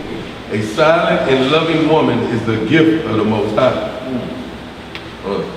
And don't misunderstand that she just quiet and don't say nothing when you out of control. We saw what Abigail did. We know of what Zipporah did. We know of the great feats. We know what Judith did. We know the great feats of a lot of women who were believers. But don't negate the fact that these helpmeets save us in the times of trouble. They see things that we tend to overlook. So how do you have a helpmeet and then you not trust her? Why'd you bring her in? Read on. We got any questions, Tobias? No, sir. Read on, bro. There is nothing so much worth as a mind well instructed. A shamefaced and faithful woman is a double grace, and her content mind cannot be balanced. As the sun, when it arises in the high heaven, so is the beauty of a good wife in the order of her house. As the clear light is upon the holy candlestick, so is the beauty of the face in the ripe age. So this comes in time. That virtuous woman comes over a period of time. It's just like us in the walk. When we began to walk, we were on fire, uncontrolled, and everything. But as we was cutting people to the bone and marrow. But as time progressed and we progress and mature in this walk, we know how to present the word and be patient and long-suffering with the word. We know not to just be bullies with the word and beating up on anyone. We learn virtue in the word. We learn etiquette in the word over time. Just the same way with a marriage. It ain't like wine, fine wine. It ages with time. But that has to be the same with a marriage. It takes work. It takes nourishment. It don't happen overnight. Negroes get a woman, they lay with her, and then the next day she's a dragon. But she ain't changed. But she ain't said nothing no different from the time you met her. So who's really the dragon? Read on, bro. Verse 18. As the golden pillars are upon the sockets of silver, so are the fair feet with a constant heart. My son, keep the flower of thine age sound, and give not thy strength to strain. When thou hast gotten a fruitful possession through all the field, sow it with thine own seed, trusting in the goodness of thy rock, of thy stock. So when you done found that righteous woman, out of all the ones you done been through, you know the bad ones and the good ones. A lot of times we done turn loose the good ones and settle for the bad. He said, but when you find that right one that you know has got your back 150%, settle down with that. You found the right one. But we like to just keep going. Sowing our seeds. And then you turn around and call her a dragon? Takes two to tango. Read on, bro. So thy race, which thou leavest, shall be magnified, having the confidence of their good descent. So when you building a household, a family name, they're of a good crop. Because now you sowing in righteousness now.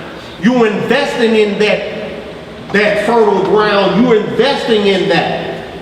You're teaching it righteousness. So you're nourishing that up now. Read on, brother. And harlot shall be accounted as spittle, but a married woman is a tower against death to her husband. You all see that? Abigail.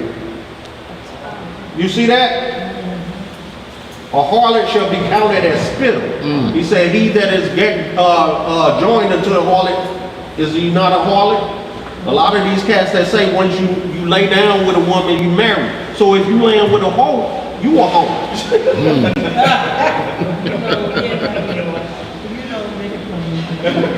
What you say, mama?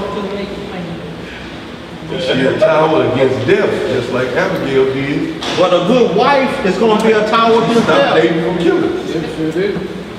A good woman will see the drama coming, and she stops. She holds us at bay. And if the husband's not there, she's got the courage and she's got the strength and the know-how to stop it at bay. He ain't got to worry about what's going on at home because his wife is well versed. She's grounded. His heart fully trust in her. Fully trust. Ain't got to worry about nothing. Same thing Zipporah did with Moses. yeah, on the road. Hey, you tripping. Now that's a median night. And we place all these things, these criterias and things on different people, especially of a different nation, but even more so on our women. This is a gift from the Most High. How dare we turn around and dog them out and treat them as spittle? Right. But yet then at the same breath you talk about the women of other nations or dogs and all that. So who are you left to lay with? Who are you left to show affection to? You niggas must be faggots.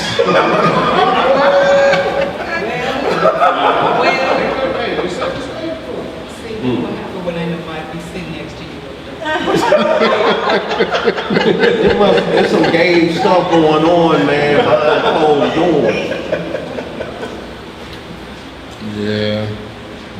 Because even when cats got disagreement with women, they don't bash them. They say, man, I just don't mess with her.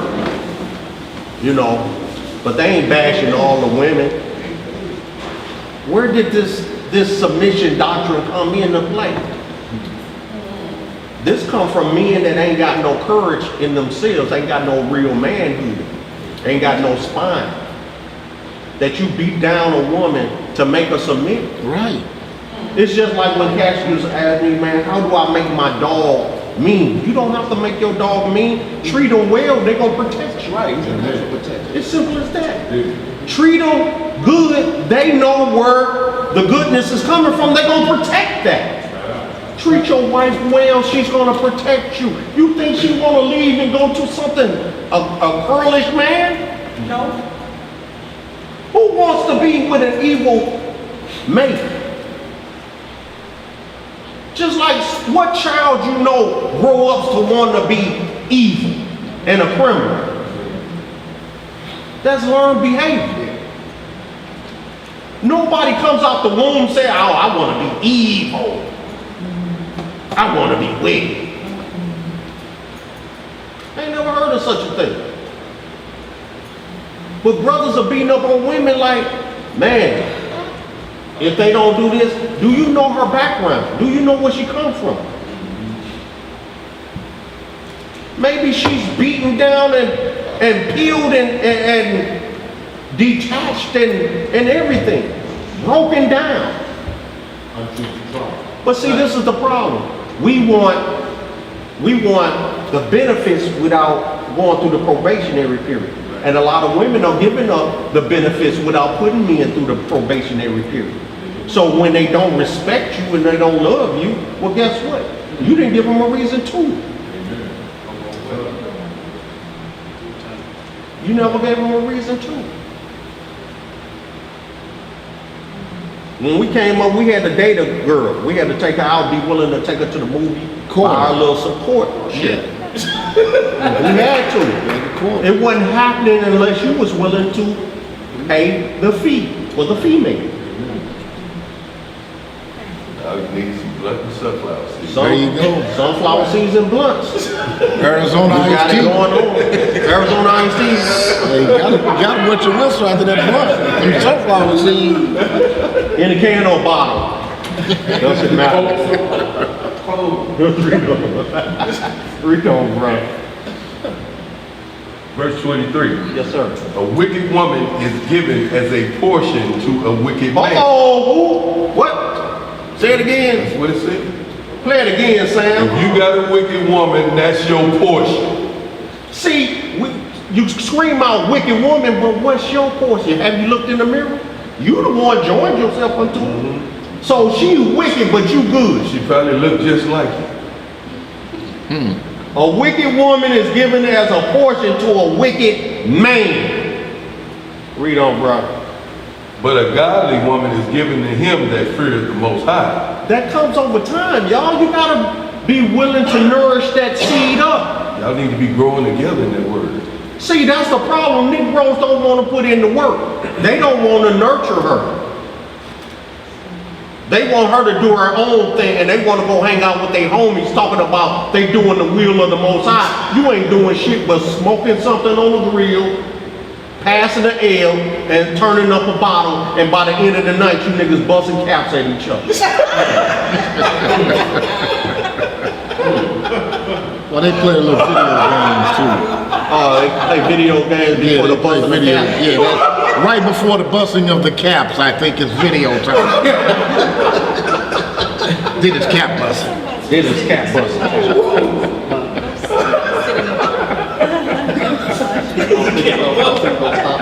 Did his cap busting. Oh, How old does that happen? How does that happen? Read on, bro. Verse 24. A dishonest woman contemneth shame, but an honest woman will reverence her husband. Man, before my wife and I got married, man, you know, I was out there bad, man. I was rough around the edges, and I tell a lie in a heartbeat. And I remember a time that I wanted my wife to, we were dating, I wanted her to forward this lie.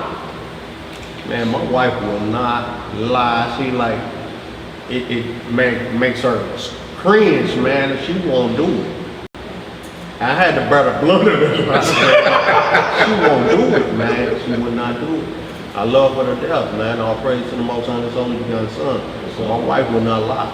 She won't lie to save me. She ain't gonna lie to save nobody. It ain't in her, man. It just ain't in her. And I love that about her. It just ain't in her, you know. But sometimes, you know, we need to court our women and know who we dealing with, know what we have, you know, and nurture that. I'm telling you, the first 5 years of our marriage was rough because I had the wrong idea of what being a man was.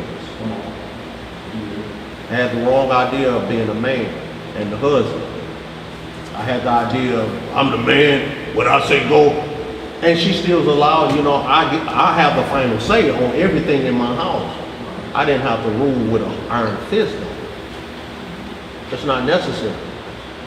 I don't have to rule my wife or my household, my children with an iron fist to get them to listen and to do or anything. But if I set an example, they're more willing to do what it is I want done. And we'll do it without you having to say To it. follow that same example he set before. You operating in the fruits of the spirit. Yes, sir. So you And I was just get your saying, you don't have to tell them what to do. They already do it because they already know. you know. Yeah, I mean, we still have those moments where I tell my son, get your butt up and go take out this trash. You know what I mean? That's just normal. Well, that's your son. I'm talking about your wife. No, your wife, no, you know. No. And boy, and then there's a lot of times there's things that our wives get, you know, they get tired. What's wrong with us as men as being the covering, picking up the slack sometimes? To keep a balanced household. And to keep, I like peace in my house. I love it. What's wrong with sometimes you washing the dishes? Sweeping the floor, mopping the floor. What's wrong? You live there too. Ain't that where you reside? If you got offspring, don't you want to set an example of them to be a real man? What's the problem with it? It's not your help me, you. He says you are no longer twain but one in the spirit of Hamashiach. So why would you do anything contrary or counterproductive to yourself?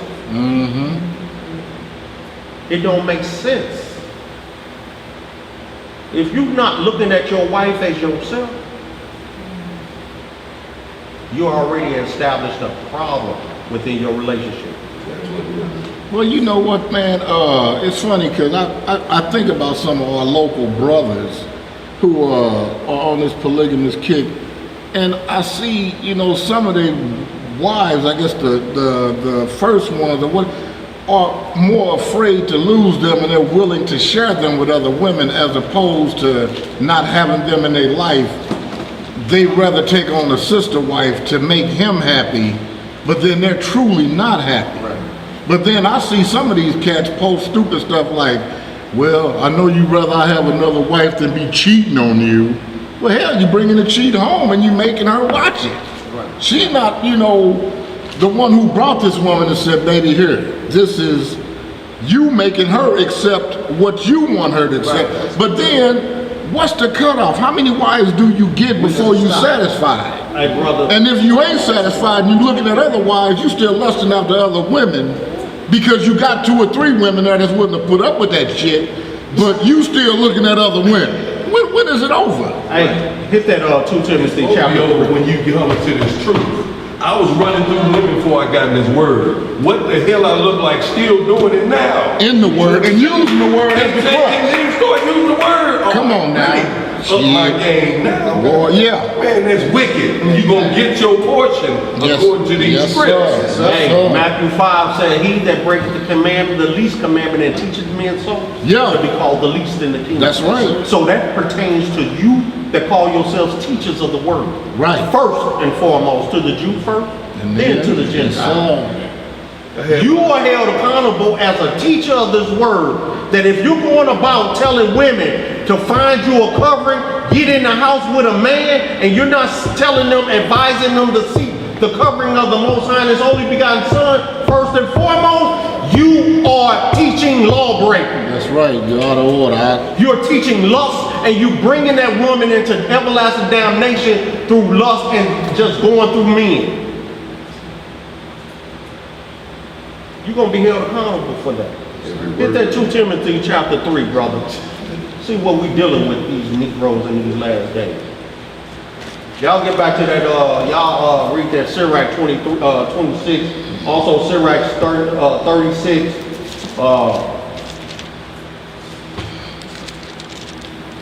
But a lot of us brothers, you know, and I say us, even though I'm not part of it, but I'm included in the whole realm of things.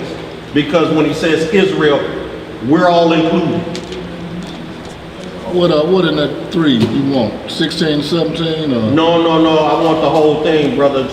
2 Timothy chapter 3. I got you. That's what you said? It don't matter who it is, brother. 15 minutes. 15 minutes. The way close out with this. But you know, but this is serious, y'all. You have to try the spirit of every man. You have to stop forgetting the rules to this. Try the spirit of every man to see if he's of the Most High or of himself. You have to try the spirit, men and women. Women, you have to try these brothers bringing you word, say, hey, do this, you gotta do this. Of course, check the resume, check the script, because the man has a responsibility too. It's just like when the preacher tells the congregation to do certain things. Tithing. Malachi 3 is about them tithing. It ain't about the congregation. It's about the priest supposed to tithe. But if you ain't studying, they go right over your head and he got you. He in your pocket, all in your pocket. Will a man rob God? Yes, he will. And he's talking to the priest. But if you ain't reading it, you ain't studying it, guess what? He got you. Yeah. This chapter 3, 2 Timothy, these sisters, y'all have to study this. Yes, sir. You have to read these things. He's saying these things for a reason. How was Eve beguiled? How did she get beguiled? Her covering was right there in the garden. How did she get beguiled? She didn't follow the rules. She didn't meditate upon these things day and night. They didn't come into her heart. They weren't fast on her, where she could say, hey, my husband don't have to be around for me to know how to deal with you. I can leave my wife at home. I know my wife know how to deal with any Negro coming to my house. I don't have to worry about that. And she's strapped.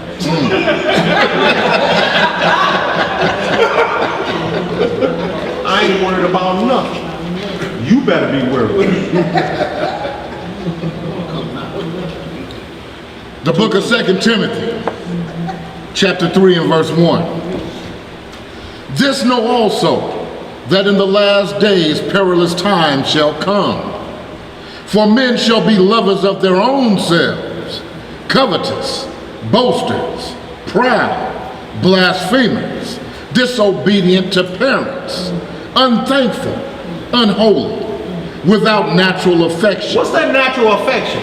Love to your sister. Right. Our first affection went to the beast that was made. It was to the woman that the Most High created out of us and presented to us.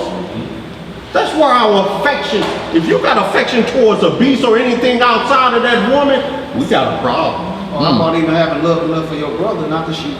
Right. Love for your brethren. Love thy brethren as thyself. Right. That's right. For love accomplishes all. There's no ill will. That's right. Verse 3. No, verse 4.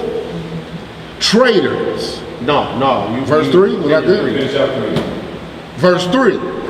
Without natural affection, truce breakers, false accusers, incontinent, fierce, despisers of those that are good, traitors, heady, high-minded, lovers of pleasures more than lovers of Yah, having a form of godliness but denying the power thereof. From such turn away. Now these same cats are the ones that talk about unity, brunity. What does incontinent mean? I don't know. Look it up. Well, I got it right here. It's the Hebrew G. It says in the Greek 1:9:3, and it says powerless. That is, without self-control. No self-control. Ooh. Now that just ties into the attributes of these Negroes. Right. If you notice, these Negroes that's on this, they all carry these attributes. No, he got Every last one of them. Because it's one of our old brothers that used to be down here. He said to me, Zeb, you could resist because you could have a bunch of women. That statement in itself lets you know where your mindset is. I want what you used to have. Yes, sir. Until I catch up with you. You know what? And like I tell I brothers, responded, no, I got tired of bumping my head. Right. And that's why I stopped. But that went right over his head. yeah, because they're not thinking spiritually. They're carnal beings. They said the same thing to my brother. And my brother was like, you know what I'm saying, I'm able to abstain from that. And it's like, well, brother, everybody ain't got that gift.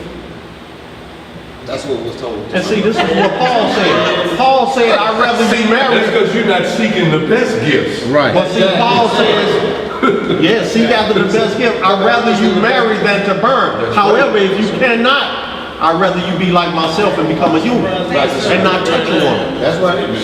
But Negroes can't. They ain't never gonna be no eunuch. That ain't Negroes for ain't me. being no eunuch. That ain't for me. They like, nah. That's it. But if you notice, women, I'm talking to my sisters. When you come across these cats, notice, because we're going to read in. Notice they all carry these attributes. High-minded, having a form of godliness, because they say they teachers of the word. But they deny the power. Joseph the father. Joseph the daddy. They don't believe in the scripts. They have no faith for real because they want the kingdom now. And they're trying to build a kingdom in captivity. They trying to do communal living. Everybody pitching their wealth into one pot. Right. But half the Negroes that's throwing their wealth in the pot are supplying for all the niggas that don't want to work. Right. See, they the ones that's asking you to put your money in the pot. They ain't touched a plow or anything. They ain't went to work a day in their life. But they want you to pitch in your money, and then they say, we gonna control how the wealth is distributed. And if you ain't got no sweat in this. Now, when Daniel started out talking about the rich and the poor, right? We're gonna finish this out though. In the book of Acts, everyone that gave up their wealth and had things in common, these people were wealthy. They had multiple lands and properties and things of that nature. They had enough that they could give away a lot and still be content with what they had, so that everybody was coming. If I had 2, 3 TVs, I gave Ariel a TV, I gave Zeb a TV, so we're all in common. Right. We all have things in common. Right. Ananias and Sapphira went out and sold a piece of property and they lied about the money. Right. And Peter told him, you didn't have to lie to the Holy Spirit. That's your money to do what you want with it. But you vowed and said an oath. We agree to what everybody agrees with. We're going to put in our money. But now you lying to the Holy Spirit. No reason. That's your money. The Most High says you don't have to be a poor man to enter, or a beggar. It's a difference between a beggar. Read Sirach 40. It tells you about what the beggar is. The beggar's life is not to be counted as a life, because you're dependent on another man's meat. Right. So that's not to be counted as a life. But the poor labor that have not enough. That's all. But let's finish out this Timothy 3 about these bootlicking Negroes that subverting houses. Verse 6. For of this sort are they which creep into houses and lead captive silly women laden with sins, led away with diverse lusts. Because you see the women just as silly as they are. Just as silly. Contending with these knucklehead Negroes, and then they get on Facebook and slander and all that, and then they run into another knucklehead. Yep. And getting pregnant again, and then they're back on Facebook, and it just a circle, it's just a cycle. Just a cycle. A damning cycle. Because in the midst of this, all you was bringing into the world is a brood of unruly, ungodly children. Because they see everything you do. And they're going to imitate it. Yeah. They're going to imitate it. If You can't fake them out. they're going to imitate it. Because, and then you saying the Lord said. See, this is the problem with all this. You're saying the Lord said. And the Lord said, I ain't said that. That's not it written. Where is it written that the woman must find her a covering? What chapter and verse is that? Where is it written that she better find her a covering or she's damned? Where is that written? It says that the husband shall rule over you, but where does it say that the wife have not? Doesn't it say that the husband have not ownership over his own body, but the wife? we got a problem. Why ain't that ever being read? Why don't they ever read that? And it's not to say that the woman has the equal value of the man, but she has a position and a role. That's right. A value. Nonetheless, how do we keep humanity going without the woman? But if you leave off the natural affection for the woman, then where's your natural affection going to? See, you women better start checking these Negroes. You better start finding out what's really going on, because if he bashing you that bad, see what his love is. Where is his light? Because if he bashing the hell out of you, He might be over there with Daikon or somebody. You know I can tell. hey dog, some of y'all better start questioning this behavior for me.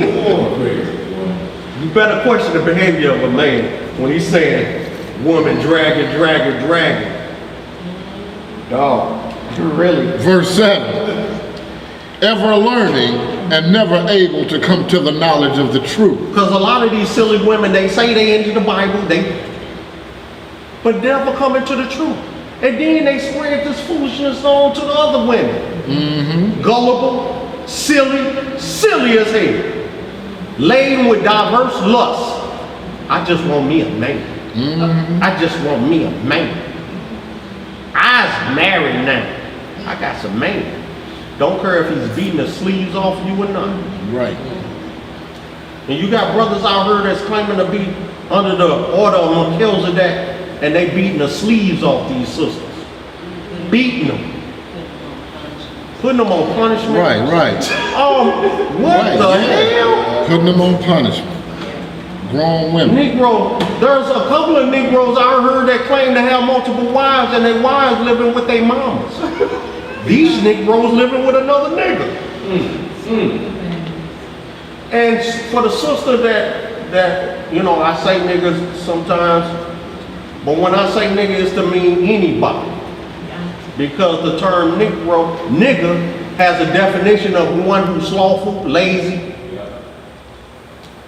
and all manner of negativity. So a white man can be a nigga too. And anybody from any nation. So whoever the shoe fits, wear it. And wear it where? Tied up tight. But only to put that out there to you, sister, who has the issue about it. And but in the same sense, we will try to refrain as much as we can. However, sometimes we get beside ourselves and get overzealous for what we have to bring forth, and it may come out. But it's not to deter anybody or to be a stumbling block. However, to give you the definition, it's not just pertaining to Negroes or people of Negroid descent or the Hebrew Israelite descent, but it is attached to anyone who fits the definition. And it only has the power you give it. Yes, sir. If you don't give it no power, it has no power. That's right. But these sisters are the ones who are subverted by this foolishness, by these Negroes that claim to be teachers. Because they don't study. See, they ain't looking for no strong women. They ain't gonna want no sister like Naomi or Mama. My sister, they ain't gonna want none of y'all. No, because y'all study. Y'all show yourselves approved, and you gonna challenge that bull crap. They ain't gonna want y'all. No, y'all can never be up in the house. No, they want the silly ones that ain't gonna study for themselves and just say, yes, sir. Submissive. Okay, whatever you say. Oh, don't hit me again. That's who they looking for. Because they can do whatever they want with it. Somebody put it here, you didn't call me ox in front of my Lord, and you didn't call me Lord in front of my ox. No TV tonight. Right. Boy. Gonna be trouble in that house. Verse 8. Now as Jannes and Jambres withstood Moses, so do these also resist the truth. Men of corrupt minds, reprobate, concerning the faith. These Negroes shooting at each other. And that's who you want as your covering? These Negroes are shooting at each other. And they say, we're doing the work of the Lord. Read on. But they shall proceed no further. They what? They shall proceed no further. For their folly shall be manifest unto all men, as theirs also was. And their folly is being manifested. Because every time some crazy act come about, we all hear about it. We hear about it. Because what's funny about these knucklehead Negroes, they call the brothers in night and start revealing what happened. Telling on each other. Like Nicodemus in the night. But they ain't telling their boys this. How is it we know? And they're no longer around us. How is it we know?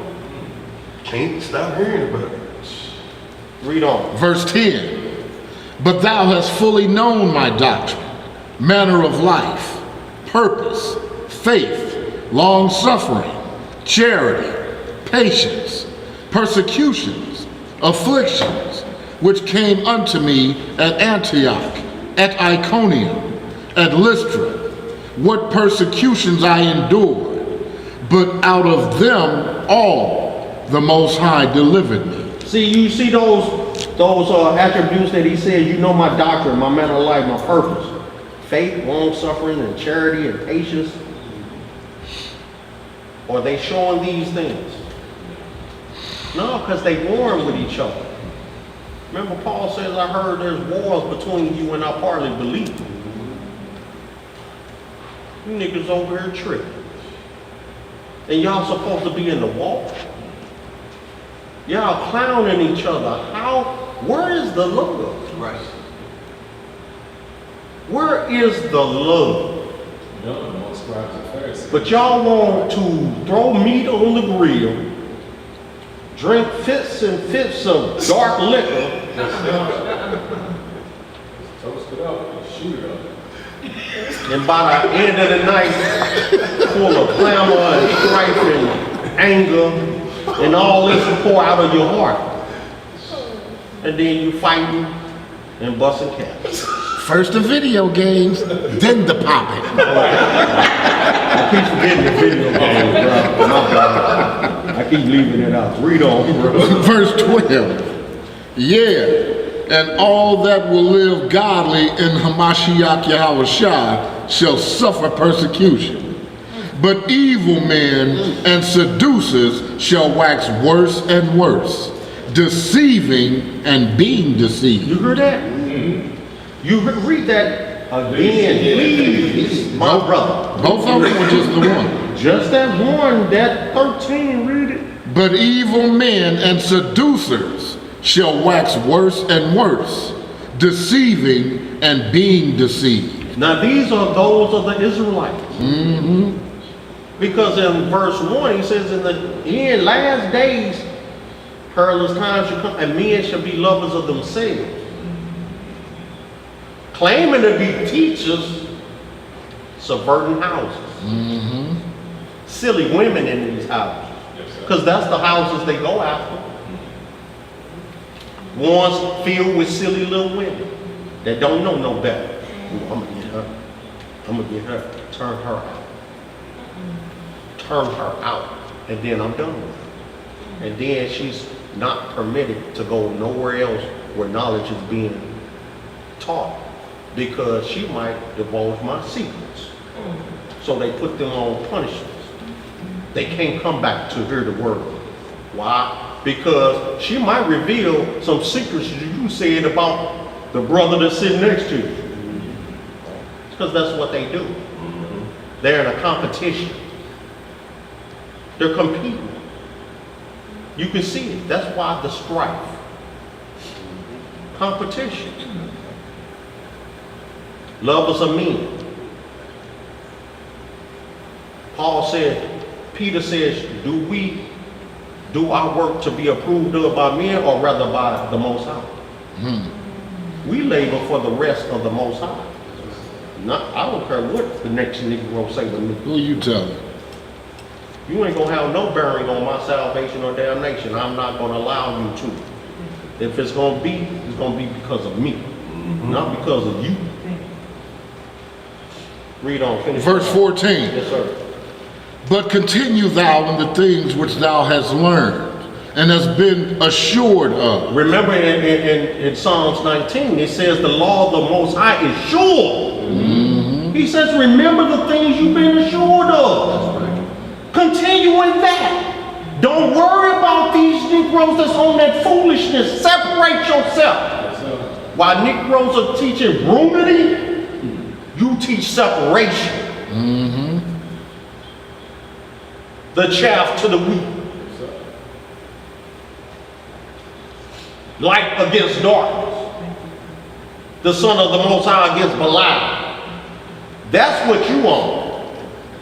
Just because a Negro say he Israel don't mean nothing. That's right. And I'm saying this because I heard somebody say something. Yeah, the wheat and tares gonna come up together, but you can't let them tares choke you out. That's right. Remember the parable of the sower. Read Matthew 12. Read Matthew 13. Read all the parables of Christ.